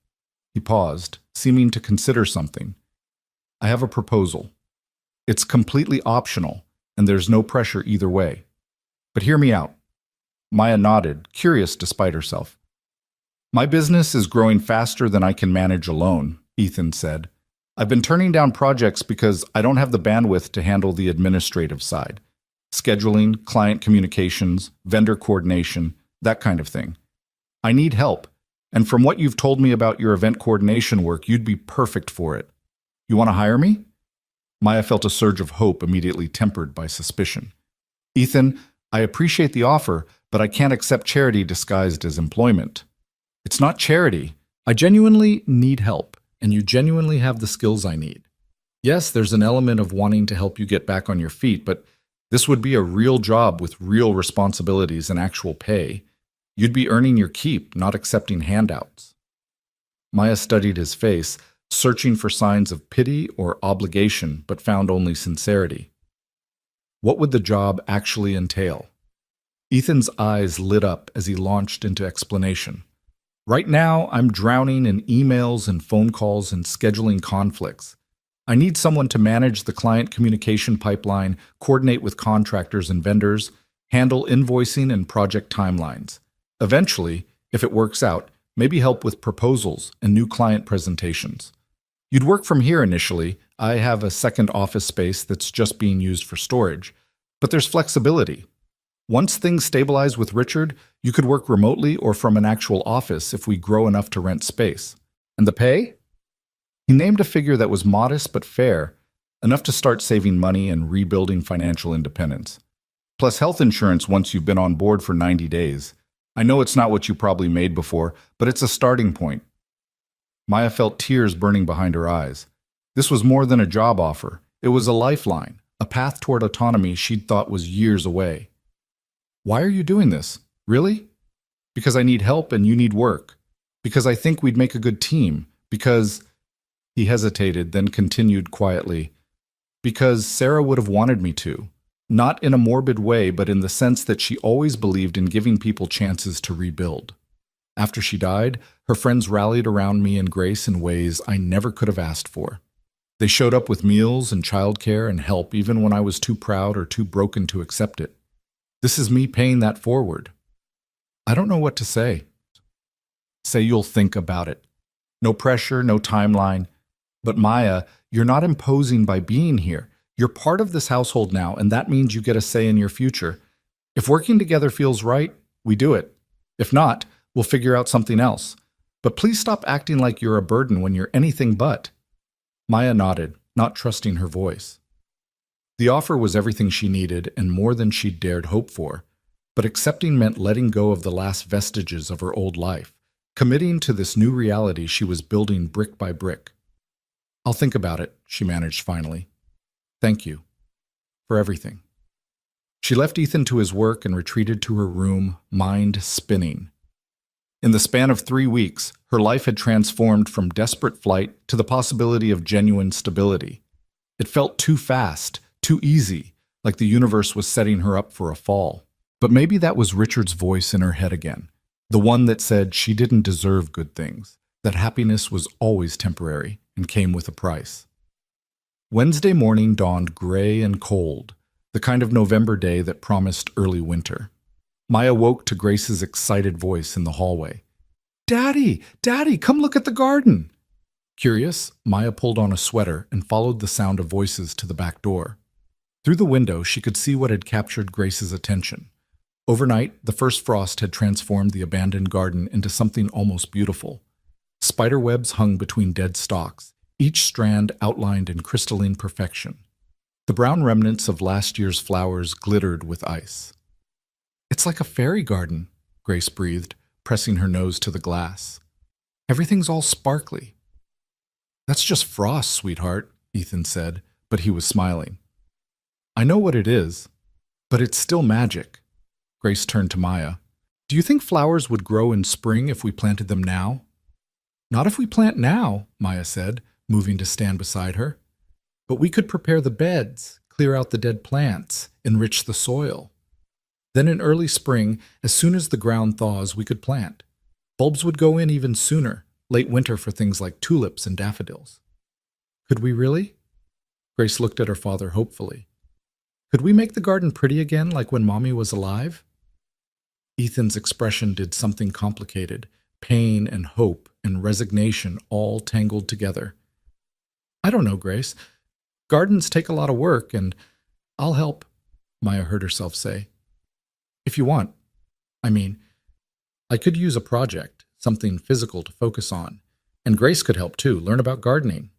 "Please, Daddy."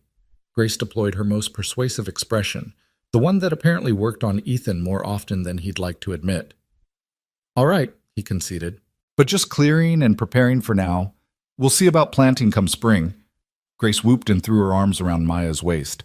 "This is going to be so cool! We'll make it the prettiest garden on the whole street." After Grace left for school, Maya and Ethan stood together looking out at the neglected plot. "You don't have to do this," he said quietly. "I know you offered for Grace's sake, but it's a lot of work for something that's essentially my responsibility." "I want to," Maya said, and realized she meant it.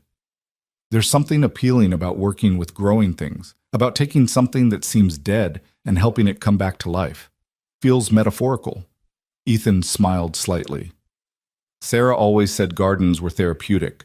She'd spend hours out there, said it helped her think. "Tell me about her," Maya said impulsively. "About your wife, if you want to, I mean. You've heard my whole tragic story, but I've only gotten glimpses of yours." They moved to the kitchen, Ethan making coffee with the automatic efficiency of long practice. Once they were settled at the table, he began to talk, and Maya heard the love and loss that still colored every word. "Sarah and I met in college, junior year.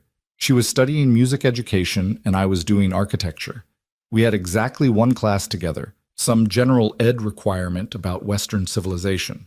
She sat in front of me and had this laugh that would just bubble out during lectures when the professor said something ridiculous. I spent half the semester trying to work up the courage to talk to her." "What finally made you do it?" "She beat me to it. Turned around one day after class and said, 'You've been staring at the back of my head for 6 weeks. Either you have a question about my hair care routine or you want to ask me out. Which is it?'" Ethan smiled at the memory. "I stammered something incoherent and she took pity on me, suggested coffee. We were inseparable after that." "She sounds amazing." She was. Funny, smart, passionate about everything she did. When Grace was born, watching Sarah become a mother, it was like seeing her discover this whole new dimension of herself. She was so patient, so creative in the way she taught Grace about the world. His voice went rough with emotion. "The accident was so stupid, so preventable. Wrong place, wrong time, some drunk asshole who decided his convenience was more important than other people's lives. One moment she was here, the next she was gone. No warning, no goodbye, just gone." Maya reached across the table and took his hand. A gesture of comfort she would have flinched from receiving a month ago, but could now give freely. "I'm so sorry." The worst part was watching Grace try to understand it. She was 5, old enough to know her mother wasn't coming back, but too young to really comprehend death. She'd ask when Mommy was coming home from the hospital, and I'd have to explain again that Mommy wasn't at the hospital, she was in heaven. Except Grace didn't really believe in heaven yet, so that just confused her more. Ethan's thumb moved absently over Maya's hand. Sarah Chen, Miss Sarah. She was the one who finally got through to Grace. Explained it in terms of music, about how songs end but the feelings they create stay with us. Grace understood that. You've done an incredible job with her. She's so well adjusted, so kind and confident. That's a testament to your parenting. I'm fumbling through it most days. Sarah was the natural parent. I'm just trying not to screw up too badly. You're being too hard on yourself. Grace is happy, healthy, loved. That's what matters. They sat in comfortable silence, the history of his loss hanging between them alongside her history of trauma. Two different kinds of pain, two different paths to survival, but finding common ground in the simple human need to be seen and understood. The phone rang, shattering the moment. Ethan glanced at the caller ID and his expression tightened. "It's Sarah," he answered on speaker. "Tell me something good." "I have news," Sarah Chen said, her voice carefully neutral. "Richard's attorney contacted me an hour ago. They want to negotiate." Maya's heart leaped. "Negotiate what?" "Terms. Richard will withdraw the missing person case and agree to a no-fault divorce in exchange for your silence about his practice irregularities. You'd sign a non-disclosure agreement, he'd provide a financial settlement, and you'd both go your separate ways." It sounded too good to be true, which immediately made Maya suspicious. "What's the catch?" "The NDA is broad and binding. You couldn't speak publicly about your marriage, the abuse, or anything you learned about his practice. You'd essentially be buying your freedom with your silence." "That's letting him get away with it," Ethan said sharply. "He abused her for years and he just walks away free?" "He walks away with his career damaged," Sarah corrected. "We've already filed complaints with the medical board based on the documents we have. Even if Maya can't speak about it, those investigations will proceed. He'll face consequences, just not criminal ones." Maya's mind raced, weighing options that all felt inadequate. "What's the settlement amount?" Sarah named a figure that made Maya's breath catch. Enough to start over completely, to get an apartment, to rebuild a life without depending on anyone. It was tempting, so tempting, to take the money and run, to put Richard behind her and never look back. "How long do I have to decide?" "They want an answer by end of business tomorrow. Richard is eager to resolve this quickly." "Because the medical board investigation is making him nervous," Maya said. "He wants me silenced before I can testify." "Probably. But Maya, you need to think carefully about this. Fighting Richard publicly would be incredibly difficult. You'd have to relive your trauma in depositions and potentially in court. You'd be painted as mentally unstable by his defense attorneys. It could take years and cost a fortune with no guarantee of winning. This settlement gives you a clean break and financial security. Sometimes the best revenge is living well." After Sarah hung up, Maya and Ethan sat in heavy silence. The offer was everything Maya had claimed to want: escape, independence, the ability to move forward. So why did it feel like betrayal? "What are you thinking?" Ethan asked quietly. "I'm thinking that taking this deal means Richard wins. He buys my silence, preserves most of his reputation, and continues his life with minimal consequences. Meanwhile, I have to live with the knowledge that he's still out there, still treating vulnerable patients, still capable of hurting people." "But you'd be free." "Would I? Or would I just be bought off?" Maya stood and paced to the window, staring out at the frost-covered garden. "I spent 4 years letting Richard control me. If I take this settlement, I'm still letting him control me. I'm still choosing the path he's laid out because it's easier than fighting. There's no shame in choosing peace over war, Maya. You've already survived so much. You don't owe anyone more suffering just to prove a point." "It's not about proving a point. It's about—" She struggled to articulate the feeling crystallizing in her chest. "It's about refusing to disappear. That's what Richard wants, for me to take the money and vanish, to become another woman who whispers about abuse but never names it. If I do that, how am I different from who I was when I lived with him? Still silent, still complicit in my own erasure." Ethan came to stand beside her, his presence solid and reassuring. "So what do you want to do?"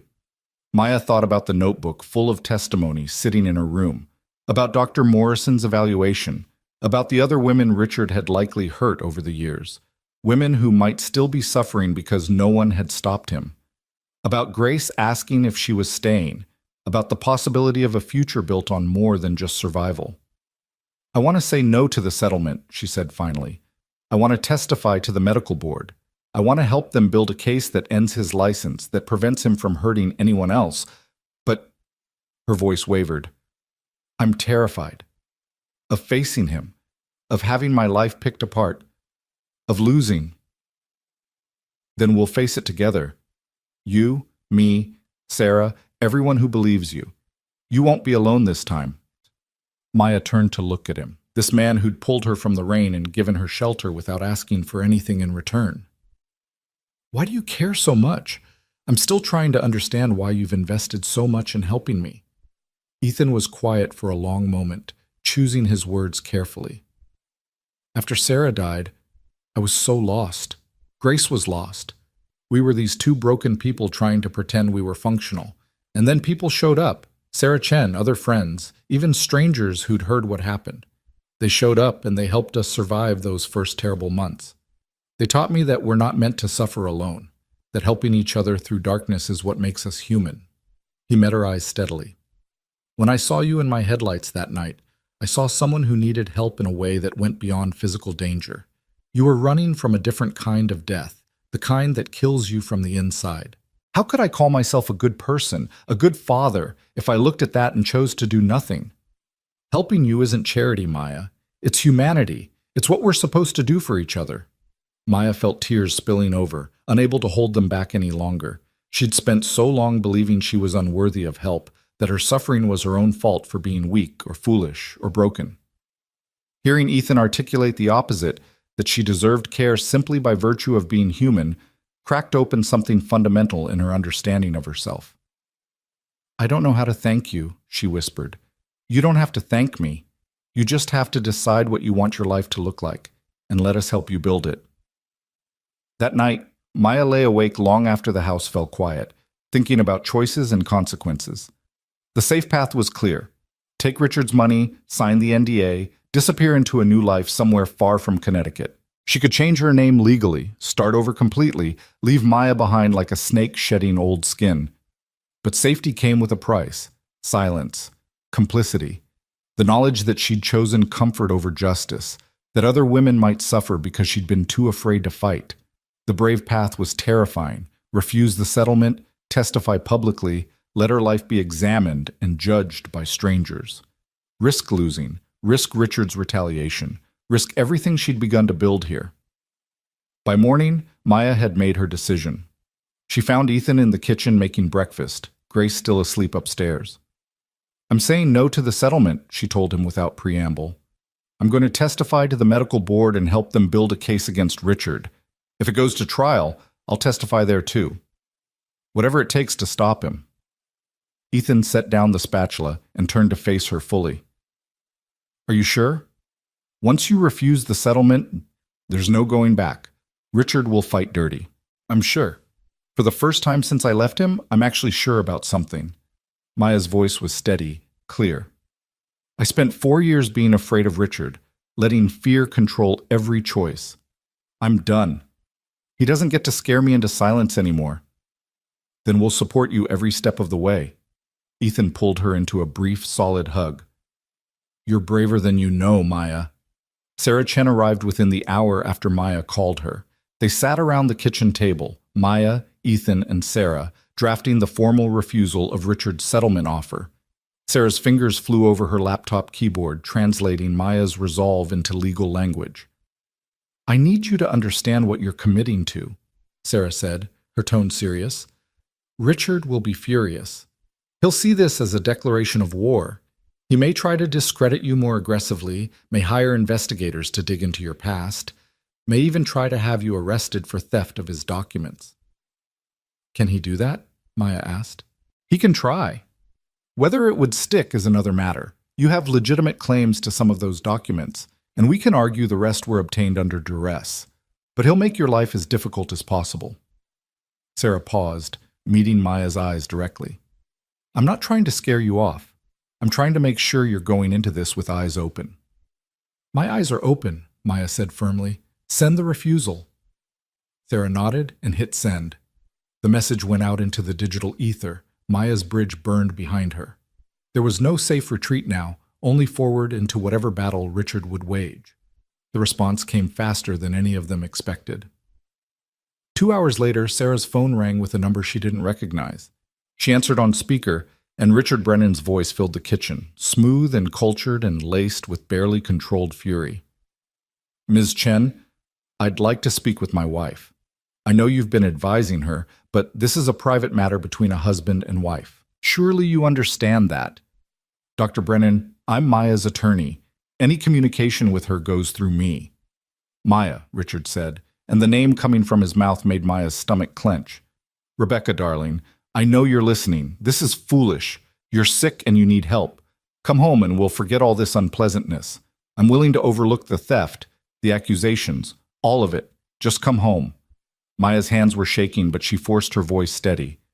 "I'm not coming home, Richard. I'm not sick, and I'm not your darling. I'm done letting you control me."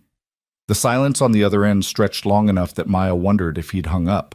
Then his voice came back, all pretense of warmth stripped away.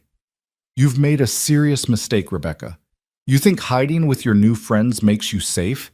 You think refusing my generous offer was smart? I built you from nothing, and I can return you to nothing just as easily. Everyone who's helped you, that lawyer, whoever's been sheltering you, they'll regret their involvement when I'm done."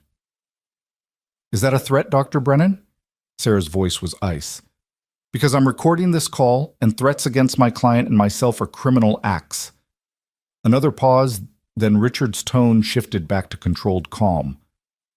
"No threat, Ms. Chen. Simply a statement of fact. Rebecca is mentally unstable. The people around her should understand they're enabling someone who needs psychiatric care, not legal representation. I worry about what she might do, to herself or to them, without proper treatment." The implications were clear. He was laying groundwork to claim Maya was dangerous, potentially violent. If anything happened to Ethan or Grace, Richard would point to this moment and say he'd warned everyone. "This conversation is over," Sarah said curtly. "All future communication goes through proper legal channels. Do not call me again." She disconnected, and the sudden silence felt like a void. Maya realized she was trembling, adrenaline flooding her system from hearing Richard's voice again after weeks of relative safety. That smooth, reasonable tone that had once made her doubt her own sanity now just made her angry. "He's going to come after all of you because of me," she said, guilt crushing her chest. "Ethan, Grace, you heard him. He'll find ways to hurt you to get to me." "Let him try," Ethan said, his voice harder than she'd ever heard it. "I'm not some isolated woman he can gaslight and control. I have resources, friends, a community. If he comes after me or my daughter, he'll find out what happens when you pick fights with people who fight back." "He's dangerous, Ethan. You don't understand." "I understand perfectly. He's a bully who's used to intimidating people who can't defend themselves. But you're not alone anymore, and neither am I. We're stronger together than he is by himself, no matter how much money or reputation he has." Sarah nodded agreement. Richard just made a critical error. He threatened witnesses and opposing counsel on a recorded line. That goes in our evidence file and can be used against him.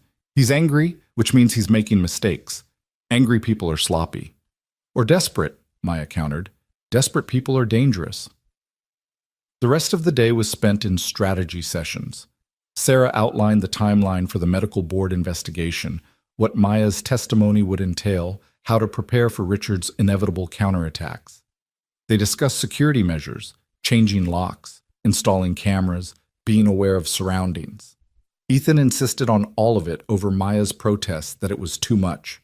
When Grace came home from school, they tried to maintain normalcy, but the 8-year-old wasn't fooled. She took one look at the tense faces around the kitchen table and asked, "Did something bad happen?" "Just adult stuff, sweetheart," Ethan said. "Nothing for you to worry about." But Grace looked at Maya with those solemn, too wise eyes. "The bad person called, didn't he?" Maya nodded, not wanting to lie to her. "He did. But we're handling it. You're safe, I promise." "I'm not worried about me," Grace said with the confidence of a child who'd always been protected. "I'm worried about you. Are you okay?" The question, asked with such genuine concern, made Maya's throat tight. "I will be. Your dad and Miss Sarah are helping me be brave." "Good," Grace said firmly, "because you're part of our family now, and we take care of each other." That's the rule. Later, after Grace had gone to bed, Maya stood in the darkened living room looking at the photographs of Ethan's life with Sarah. There they were at their wedding, young and radiant. There on a beach somewhere, Grace a toddler between them. There at what looked like a piano recital, Sarah's hand on young Grace's shoulder, both beaming at the camera. "She would have liked you," Ethan said quietly from the doorway, making Maya jump. "How can you know that?" "Because she liked everyone who was brave enough to be honest about their struggles. She always said that pretending to be perfect was the loneliest way to live." He came to stand beside Maya, looking at his own history documented on the walls. "Sarah was the strongest person I ever knew, but she wasn't afraid to be vulnerable. She cried at movies, admitted when she was wrong, asked for help when she needed it. That's real strength," she'd say, "not pretending you don't need anyone." "I'm trying to learn that," Maya said. "The asking for help part, it's harder than it sounds." "Most worthwhile things are." Ethan turned to face her.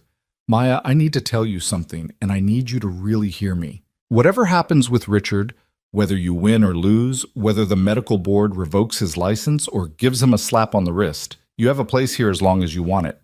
The job offer stands regardless. This isn't contingent on anything except you wanting to stay." "Why?" The question came out raw, bewildered. "Why would you tie yourself to someone with this much baggage?" "Because baggage doesn't define people. How they carry it does. You could have stayed broken. You could have let Richard win by giving up on yourself. Instead, you ran. You fought. You got back up every time life knocked you down. That's not baggage, Maya. That's character." Maya felt something shift in her chest, some fundamental belief about her own worthlessness cracking under the weight of Ethan's unwavering faith in her.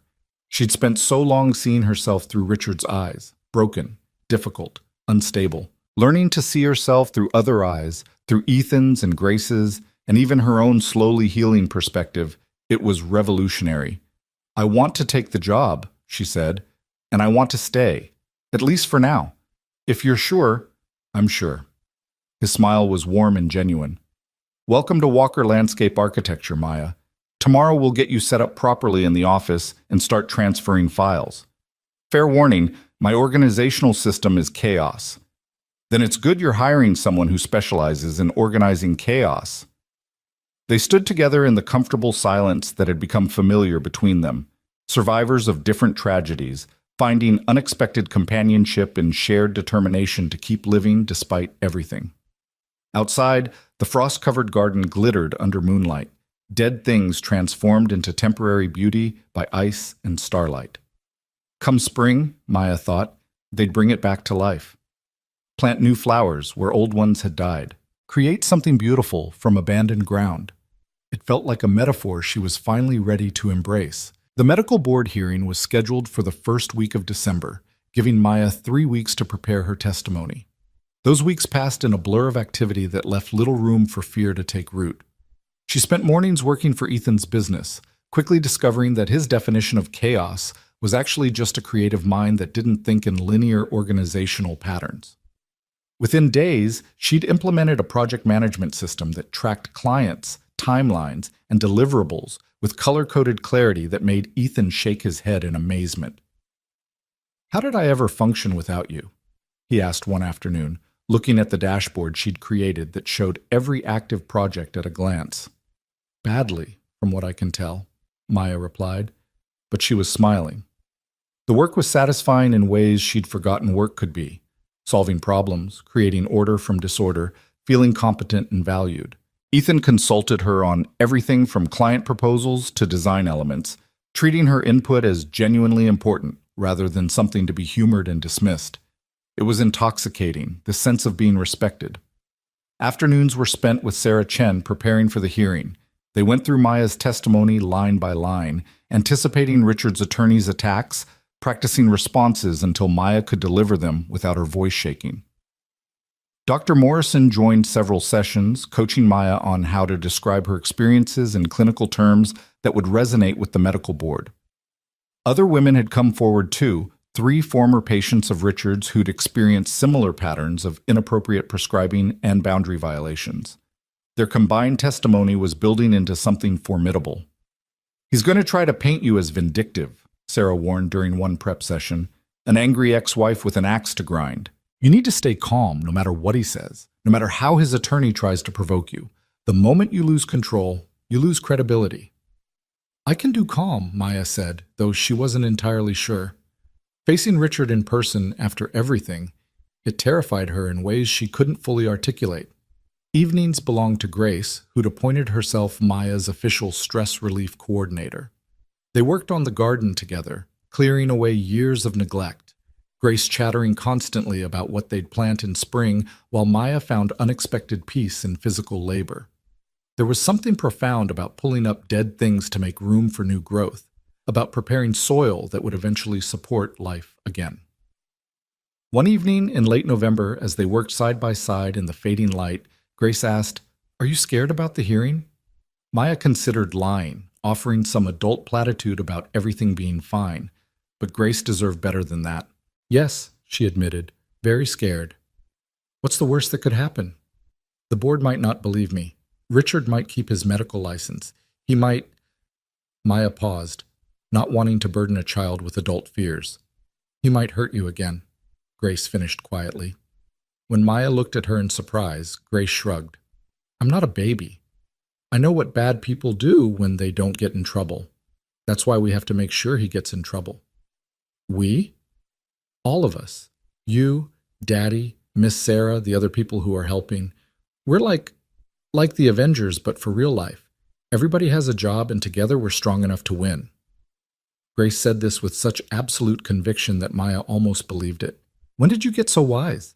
"I've always been wise. Adults just don't listen to kids most of the time." Grace pulled up a stubborn weed and tossed it in the yard waste bag with satisfaction. "Maya, even if the hearing doesn't go the way we want, you're still not going back to him, right?" "Right. No matter what happens, I'm never going back." "Good. Because you're happy here. I can tell. You smile more now, and you don't jump when doors close, and you laugh at Daddy's bad jokes, even though they're not funny." "Hey, some of his jokes are funny." "No, they're not. You're just being nice." Grace grinned at her. "But that's okay. Nice is good." Thanksgiving arrived with surprising speed, bringing with it Sarah Chen's invitation to join her family's dinner. Maya initially declined, not wanting to impose, but Ethan wouldn't hear of it. "Sarah's been hosting Thanksgiving for strays and orphans for 20 years, he said. "It's her thing. Trust me, she'd be offended if you didn't come. Besides, Grace has been bragging to Sarah's grandkids about how good you are at gardening. You'd break her heart if you didn't show up." So Maya found herself in Sarah Chen's warm, chaotic home, surrounded by a multi-generational feast of found family. Sarah's actual children were there with their spouses and kids, along with an assortment of friends and colleagues who, like Ethan and Grace, had been adopted into Sarah's orbit. The house smelled of turkey and pie, and something cinnamon that made Maya's mouth water. "You must be Maya," Sarah's daughter Jennifer said, pulling her into a hug before Maya could protest. "Mom's told us all about you. Welcome to the madness." The afternoon was overwhelming in the best way. Loud conversations overlapping, children running underfoot, food appearing in endless waves. Maya found herself relaxed in a way she hadn't been in years, swept up in the warmth and acceptance of people who asked nothing from her, except that she be present and eat too much pie.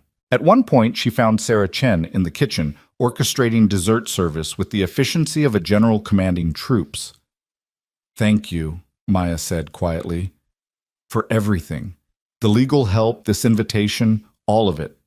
Sarah set down the pie she'd been cutting and really looked at Maya. "You know what I see when I look at you? I see someone who's been to hell and chose to walk back out instead of letting it consume her. That takes guts." Ethan sees it too, though I don't think he's fully admitted to himself why he's so invested in your well-being. "What do you mean?" Sarah smiled knowingly. "I've known that man for 15 years. He loved my best friend with everything he had, and when she died, I watched a piece of him die too. For 3 years, he's been going through the motions, taking care of Grace, running his business, surviving but not really living. Then you showed up in his driveway, and something shifted. He has purpose again, someone to protect, something to fight for beyond just making it through another day." "I'm not Sarah," Maya said, understanding the implication and needing to address it immediately. "I can't be her replacement. No one's asking you to be. But maybe you could be yourself, and maybe that would be enough. Sarah squeezed her shoulder. Just think about it. Now go eat pie before the kids demolish everything. The conversation stayed with Maya through the rest of the holiday and into the following week. She'd been so focused on survival and the upcoming hearing that she hadn't let herself examine the dynamic growing between her and Ethan. They'd fallen into an easy domesticity, cooking together, watching movies after Grace went to bed, talking late into the night about everything and nothing. He made her laugh. He challenged her to be braver than she thought possible. When he looked at her, she felt seen in ways Richard had never allowed. But was it real, or was it just proximity and circumstance? Was she capable of trust after everything Richard had done? And even if she was, did Ethan see her as anything beyond a project, a wounded creature he was helping to heal? She was still wrestling with these questions when the hearing date arrived. December 3rd dawned cold and clear. The kind of winter day where the sky looked impossibly blue and the sun seemed to bring no warmth. Maya dressed carefully in clothes Sarah had helped her choose. Professional, but not severe. Nothing that would make her look either like a victim playing for sympathy or like someone unstable. The hearing was scheduled for 10 a.m. at the State Medical Board offices in Hartford. Sarah picked Maya up at 8:30, giving them time to review strategy one final time during the drive. Ethan had wanted to come, but Sarah had advised against it. The more this looks like Maya has an army behind her, the easier it is for Richard's attorney to claim she's been coached or manipulated, Sarah had explained. She needs to stand on her own credibility. So Maya walked into the hearing room with only Sarah beside her, and the first person she saw was Richard. He sat at a table across the room, flanked by two attorneys in expensive suits, and the sight of him hit Maya like a physical blow. He looked exactly as she remembered, tall, distinguished, with silver threading through dark hair at his temples. Handsome in that authoritative way that inspired trust. He was dressed impeccably in a navy suit that probably cost more than most people's monthly rent. When his eyes met hers, his expression was sympathetic, concerned. The face of a devoted husband worried about his unstable wife. Maya felt her knees weaken, old fear flooding her system. This was Richard in his element, calm, controlled, absolutely certain of his superiority. How could she possibly compete with that? Then she felt Sarah's hand on her elbow, steadying her. "Breathe," Sarah whispered. "Remember what we practiced. He's just a man who's about to answer for what he's done." The hearing itself was formal and procedural. The medical board consisted of 5 members, 3 physicians, a nurse practitioner, and a public representative. They sat behind a raised desk like judges, their expressions carefully neutral as they reviewed the complaints that had been filed against Dr. Richard Brennan. The charges were extensive: inappropriate prescribing practices, boundary violations with patients, insurance fraud, falsification of medical records. Each allegation was supported by documentation Sarah had meticulously compiled from the files Maya had taken from Richard's office. Richard's lead attorney, a sharp-eyed woman named Patricia Winters, opened with a statement painting her client as a dedicated physician who'd been targeted by a mentally unstable wife seeking revenge for an unhappy marriage. "Dr. Brennan has devoted his career to helping vulnerable patients," she said smoothly. "He's a respected psychiatrist with an impeccable reputation. These allegations stem from marital discord and should not be used to destroy a good man's livelihood." Then it was time for testimony. Maya was called first, and the walk to the witness chair felt like miles. She could feel Richard's eyes on her, heavy with judgment and threat. But she made herself sit tall, made herself look at the board members instead of at him. Sarah led her through the questions they'd practiced. "Tell us about your marriage to Dr. Brennan. Describe the medications he prescribed to you. Did you have any diagnosed conditions that warranted these medications? How did these medications affect you?" Maya answered each question carefully, keeping her voice level even when describing the worst moments. She told them about the isolation, the gaslighting, the drugs that made her foggy and compliant. She described waking up with no memory of days, finding bruises she couldn't explain, being told she'd had episodes she didn't remember. "Dr. Brennan used his professional authority to convince me I was mentally ill," Maya said, meeting each board member's eyes in turn. "He prescribed medications I didn't need, documented conditions I didn't have, and systematically destroyed my sense of reality until I couldn't trust my own perceptions." When I finally escaped, I'd been transformed from a competent, independent woman into someone who couldn't even decide what to eat for breakfast without permission. Patricia Winters' cross-examination was brutal. She questioned every detail of Maya's story, pointed out gaps in her memory, suggested that Maya's current stability proved she'd needed the medications Richard prescribed. "Isn't it true," Winters asked, "that you've been diagnosed with bipolar disorder and borderline personality disorder by independent physicians?" "No," Maya said firmly. "Dr. Brennan claimed I had those diagnoses, but I've never been evaluated by anyone independent while I was his patient.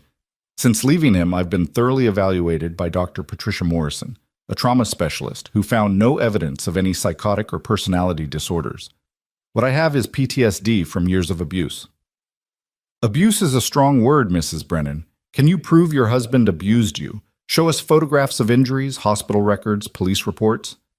"Psychological abuse doesn't always leave visible scars. And yes, I can show you evidence. The medications he prescribed without proper diagnosis, the notes in his files that contradict what he told me, the pattern of isolation and control that any expert would recognize as coercive abuse." The hearing lasted 4 hours. 3 other women testified after Maya, each describing similar experiences: inappropriate medications, boundary violations, Richard's use of his professional authority to manipulate and control. Their testimonies created a damning pattern that even Winters' aggressive questioning couldn't fully dismantle. Dr. Morrison testified about Maya's evaluation, explaining in clinical terms how the symptoms Richard had diagnosed were actually normal responses to prolonged trauma. A forensic accountant walked the board through the insurance fraud they'd uncovered in Richard's billing records. A colleague of Richard's, Dr. Michael Chen, Sarah's nephew as it turned out, testified about concerns he'd raised years ago about Richard's prescribing practices that had been dismissed by hospital administration. Finally, Richard himself took the stand. He was smooth, eloquent, wounded. "I loved my wife," he said, his voice heavy with emotion that Maya knew was performance. "I only wanted to help her. She was struggling, and I used every tool at my disposal to support her recovery. If my methods were unconventional, it was because conventional approaches weren't working. I never meant to hurt her. I only wanted to help." He painted himself as a devoted husband whose good intentions had been misinterpreted, whose medical decisions had been second-guessed by people who didn't understand the complexity of treating a loved one. He suggested that Maya's current allegations were symptoms of her underlying mental illness, that she'd been manipulated by vindictive attorneys seeking a payday. It was a masterful performance. Maya watched the board members' expressions and couldn't tell if they believed him or not. The hearing concluded with closing statements. Winters argued for dismissal of all charges, characterizing the case as a domestic dispute masquerading as professional misconduct. Sarah countered with the weight of evidence, the pattern of abuse, the other victims who'd come forward. "Dr. Brennan used his position of trust and authority to harm vulnerable people," Sarah said in conclusion. "He violated every ethical principle of his profession. The question before this board is simple. Will you allow a predator to continue practicing medicine, or will you protect future patients by holding him accountable?" The board announced they would deliberate and issue a decision within 30 days. Then it was over, and Maya found herself standing outside the building in the December cold, shaking not from temperature but from adrenaline crash. "You did beautifully," Sarah said, wrapping an arm around her. "You were clear, credible, and calm. Everything we needed." "But was it enough?" Maya's voice came out small, uncertain.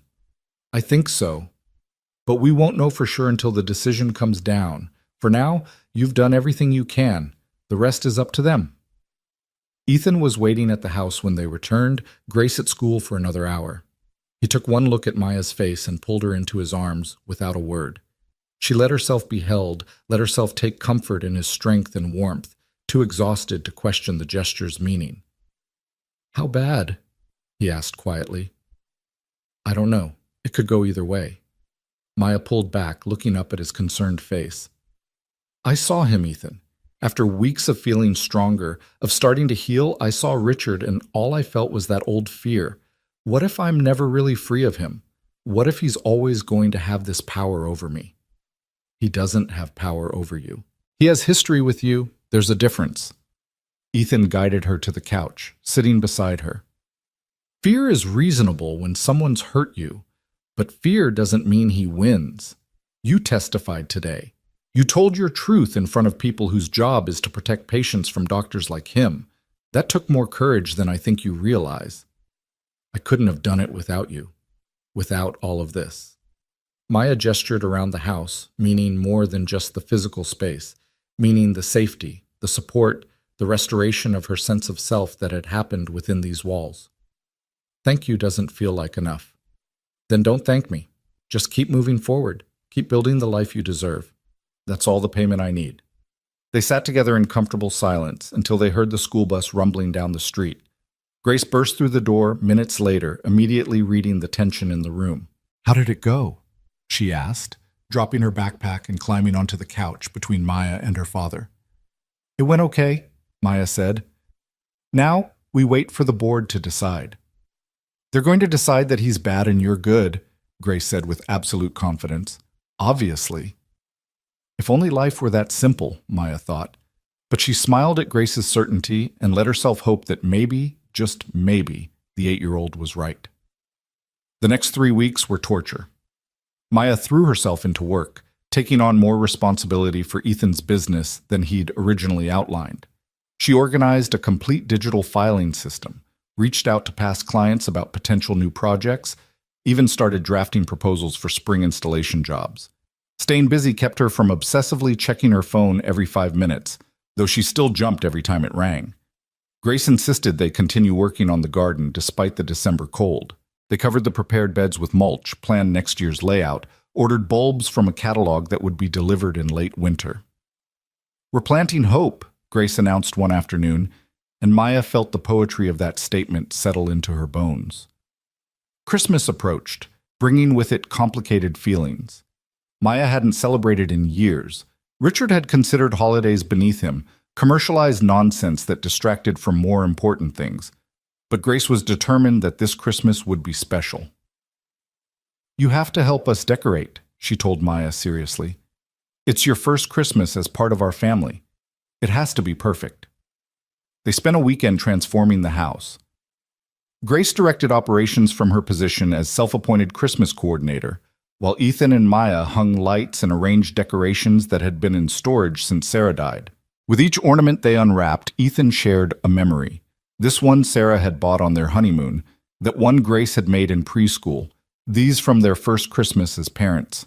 She loved Christmas, Ethan said, holding a delicate glass angel.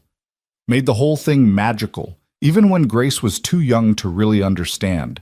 Sarah said Christmas was about choosing joy, even when the world gave you reasons for sadness.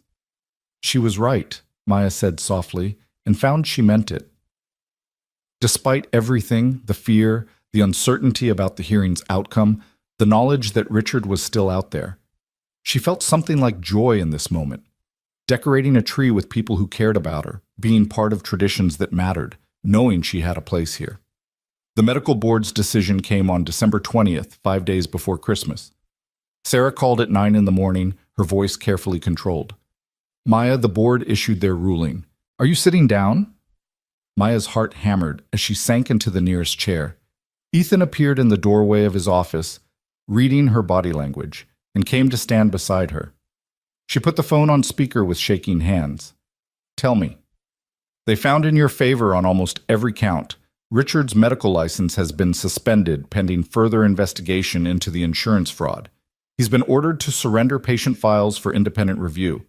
He's banned from prescribing any controlled substances. And the board has referred his case to the state attorney general's office for potential criminal charges. Maya couldn't breathe, couldn't process what she was hearing. What does that mean? Did we win? You won, Maya. He can't practice medicine. He can't hurt anyone else. It's not a complete victory. The criminal charges might not stick, and he'll appeal the suspension. But for now, right now, he's been stopped. The phone slipped from Maya's fingers as she broke down sobbing. 3 weeks of tension releasing in a flood of tears she couldn't control. Ethan caught her as she crumpled, holding her while she shook with the force of emotions she couldn't name. Relief, vindication, grief for everything she'd lost, joy for what she'd won back. You did it. Ethan murmured against her hair. You did it. You're free. Free. The word felt too large, too impossible, but maybe it was starting to be true. Sarah came over that evening with champagne and details about the ruling. The board had found her testimony and Dr. Morrison's evaluation particularly compelling, but it was the pattern established by the other victims that had sealed the case. Richard's defense had crumbled under the weight of evidence, his reputation finally matching his actions. He'll fight this, Sarah warned. He has money and connections, and he won't go down easy. But fighting from a suspended license is a lot harder than fighting from a position of power. And with the criminal investigation, he'll be focused on protecting himself from prison, not pursuing you. So I'm really safe? Maya asked, almost afraid to believe it. As safe as anyone can be. He'd be stupid to come after you now. You're a witness in a criminal investigation. Anything he does to intimidate or harm you becomes another charge against him. Sarah raised her glass. To Maya, who found her voice and changed the world. They toasted, and Maya felt the last chains of fear begin to loosen their grip. Christmas morning dawned clear and cold. Grace woke the entire household at 6 a.m., bouncing with excitement and insisting everyone come downstairs immediately. They gathered around the tree in pajamas, Grace distributing presents with elaborate ceremony. Maya hadn't expected gifts, but there were several with her name on them. From Grace, a hand-painted flower pot with Maya's garden, written in careful letters, and a card that read, "For spring because we're going to grow beautiful things." From Sarah Chen, a leather journal with a note, "For the next chapter." From Ethan, a delicate silver bracelet with a small charm in the shape of a garden gate. "For new beginnings," he said quietly, when she looked at him with questions in her eyes. "Gates that open instead of close. Paths that lead somewhere good." Maya fastened the bracelet around her wrist with trembling fingers, feeling the weight of the gesture. This wasn't just jewelry. This was Ethan saying she belonged, that her place here was real and permanent if she wanted it. After presents, they made breakfast together, pancakes and bacon and entirely too much coffee. Grace chattered about her gifts, about the big snow predicted for tomorrow, about whether they could build a snowman in the garden plot. Normal, beautiful chaos. In the afternoon, Sarah Chen hosted Christmas dinner, and once again Maya found herself surrounded by warmth and acceptance. But this time felt different. She wasn't a stranger seeking shelter anymore. She was part of something, woven into the fabric of this makeshift family. As evening fell and they returned home, Grace drowsy in the back seat, Maya looked at the house with its cheerful Christmas lights and felt something profound settle in her chest. This was home. Not just a place she was staying, but home in the deepest sense, where she was known and valued, where she could be herself without fear, where she was building a future instead of just surviving the present. After they tucked Grace into bed, Ethan found Maya standing in the garden, looking at the mulched beds under moonlight. He joined her without a word, their breath visible in the cold air. "Sarah said something to me at Thanksgiving," Maya said finally. "She said I couldn't be Sarah that no one was asking me to be, but that maybe I could be myself, and that might be enough." Ethan was very still beside her. "What did you say?" "I didn't say anything then because I didn't know what I wanted. I was still so focused on survival that I couldn't think beyond the next crisis." Maya turned to face him.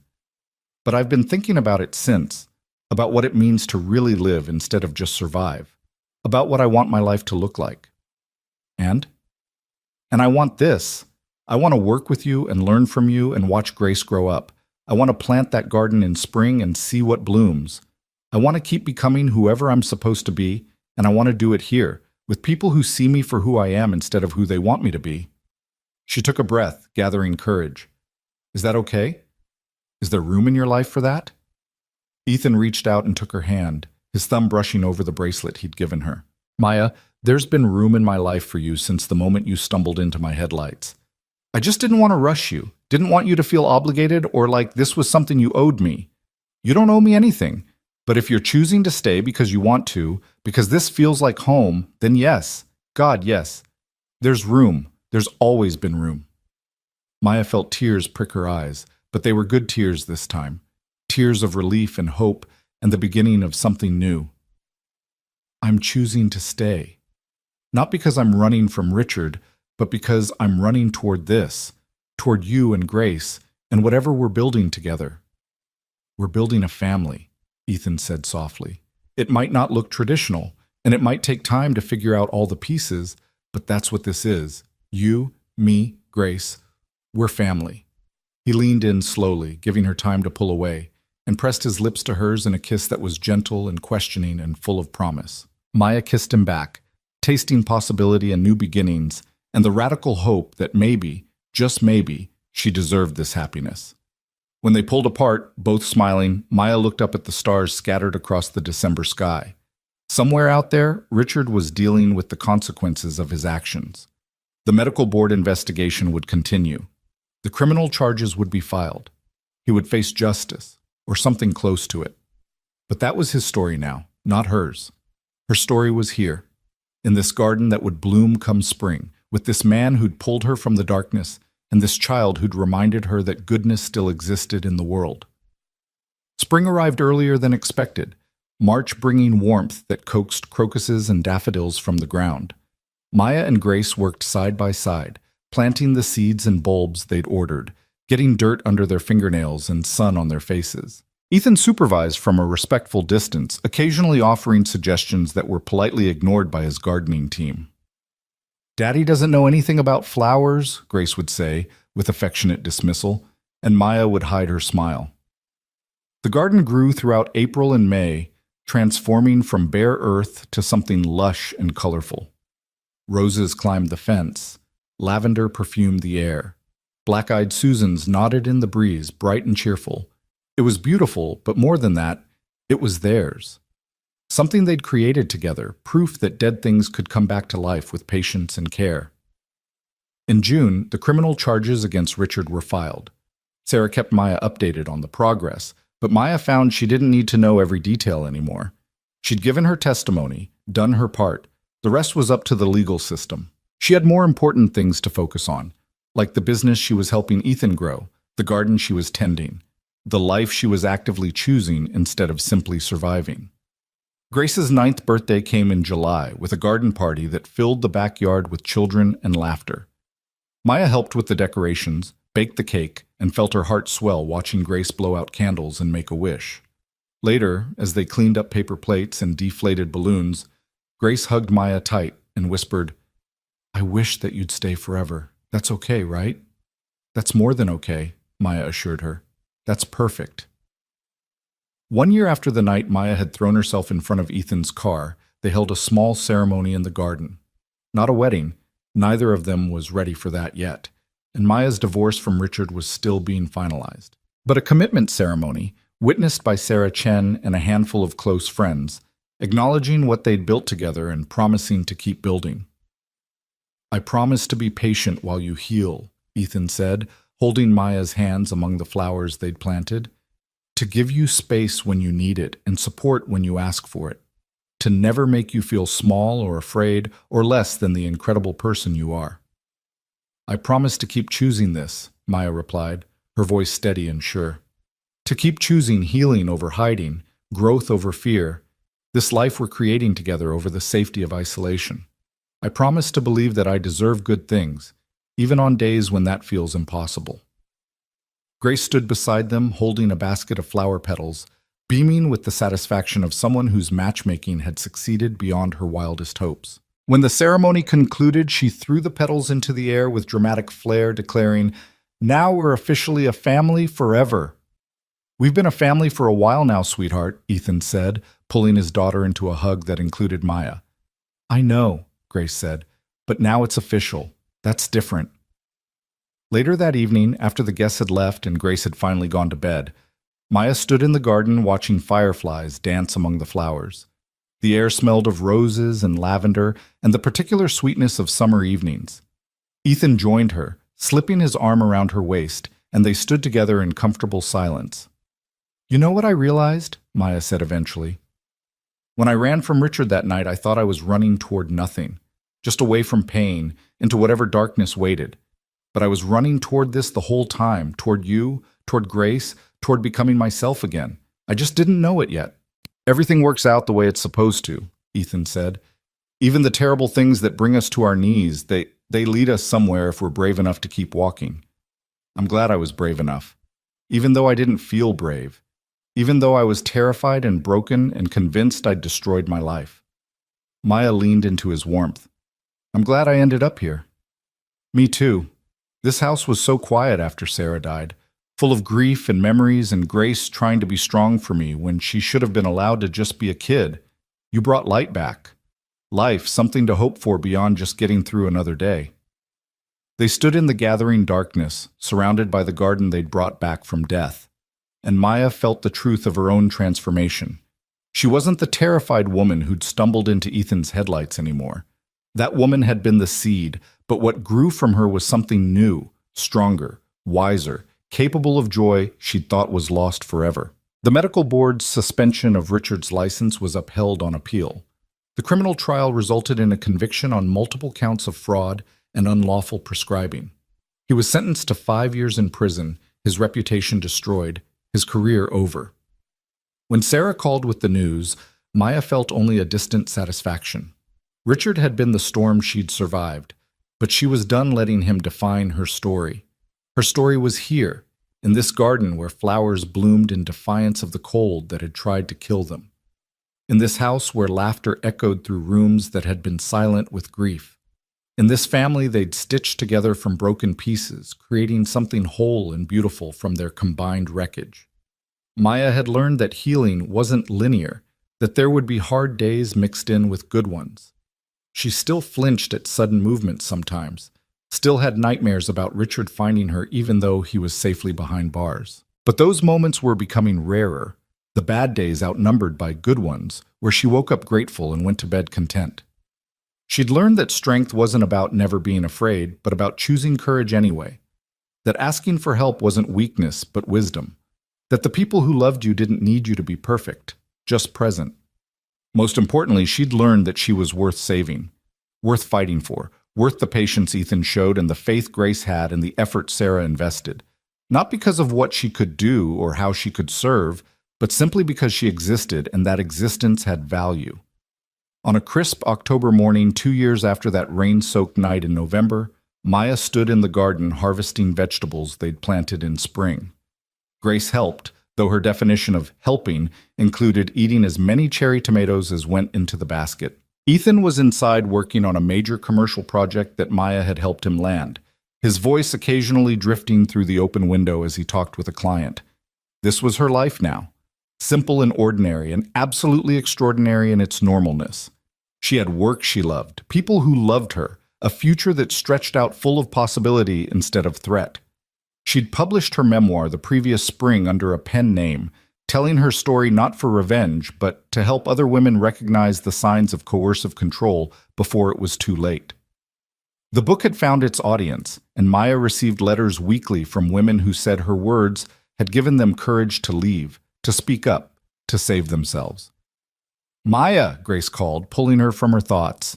Come see what I found. Grace was kneeling by the fence, pointing at something in the mulch. Maya joined her and saw what had captured her attention. A tiny seedling pushing through the ground.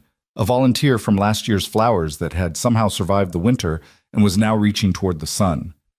It's a survivor, Grace said with satisfaction. Like you. Maya smiled and ruffled Grace's hair. Like all of us, she corrected gently. Every single one of us is stronger than we think. They knelt together in the dirt, in the garden they'd brought back to life, under the October sun that promised winter was coming but spring would follow. And Maya thought about second chances, about how the worst night of her life had led to the best years, about how sometimes you had to be broken completely before you could be remade into something stronger. She thought about the terrified woman who'd whispered, "Please don't hit me," to a stranger in the rain, and she sent that woman a silent message across time. You made it. You survived. You're going to be okay. More than okay. You're going to bloom. In the garden of second chances, surrounded by flowers that had grown from devastated ground, Maya finally believed it was true.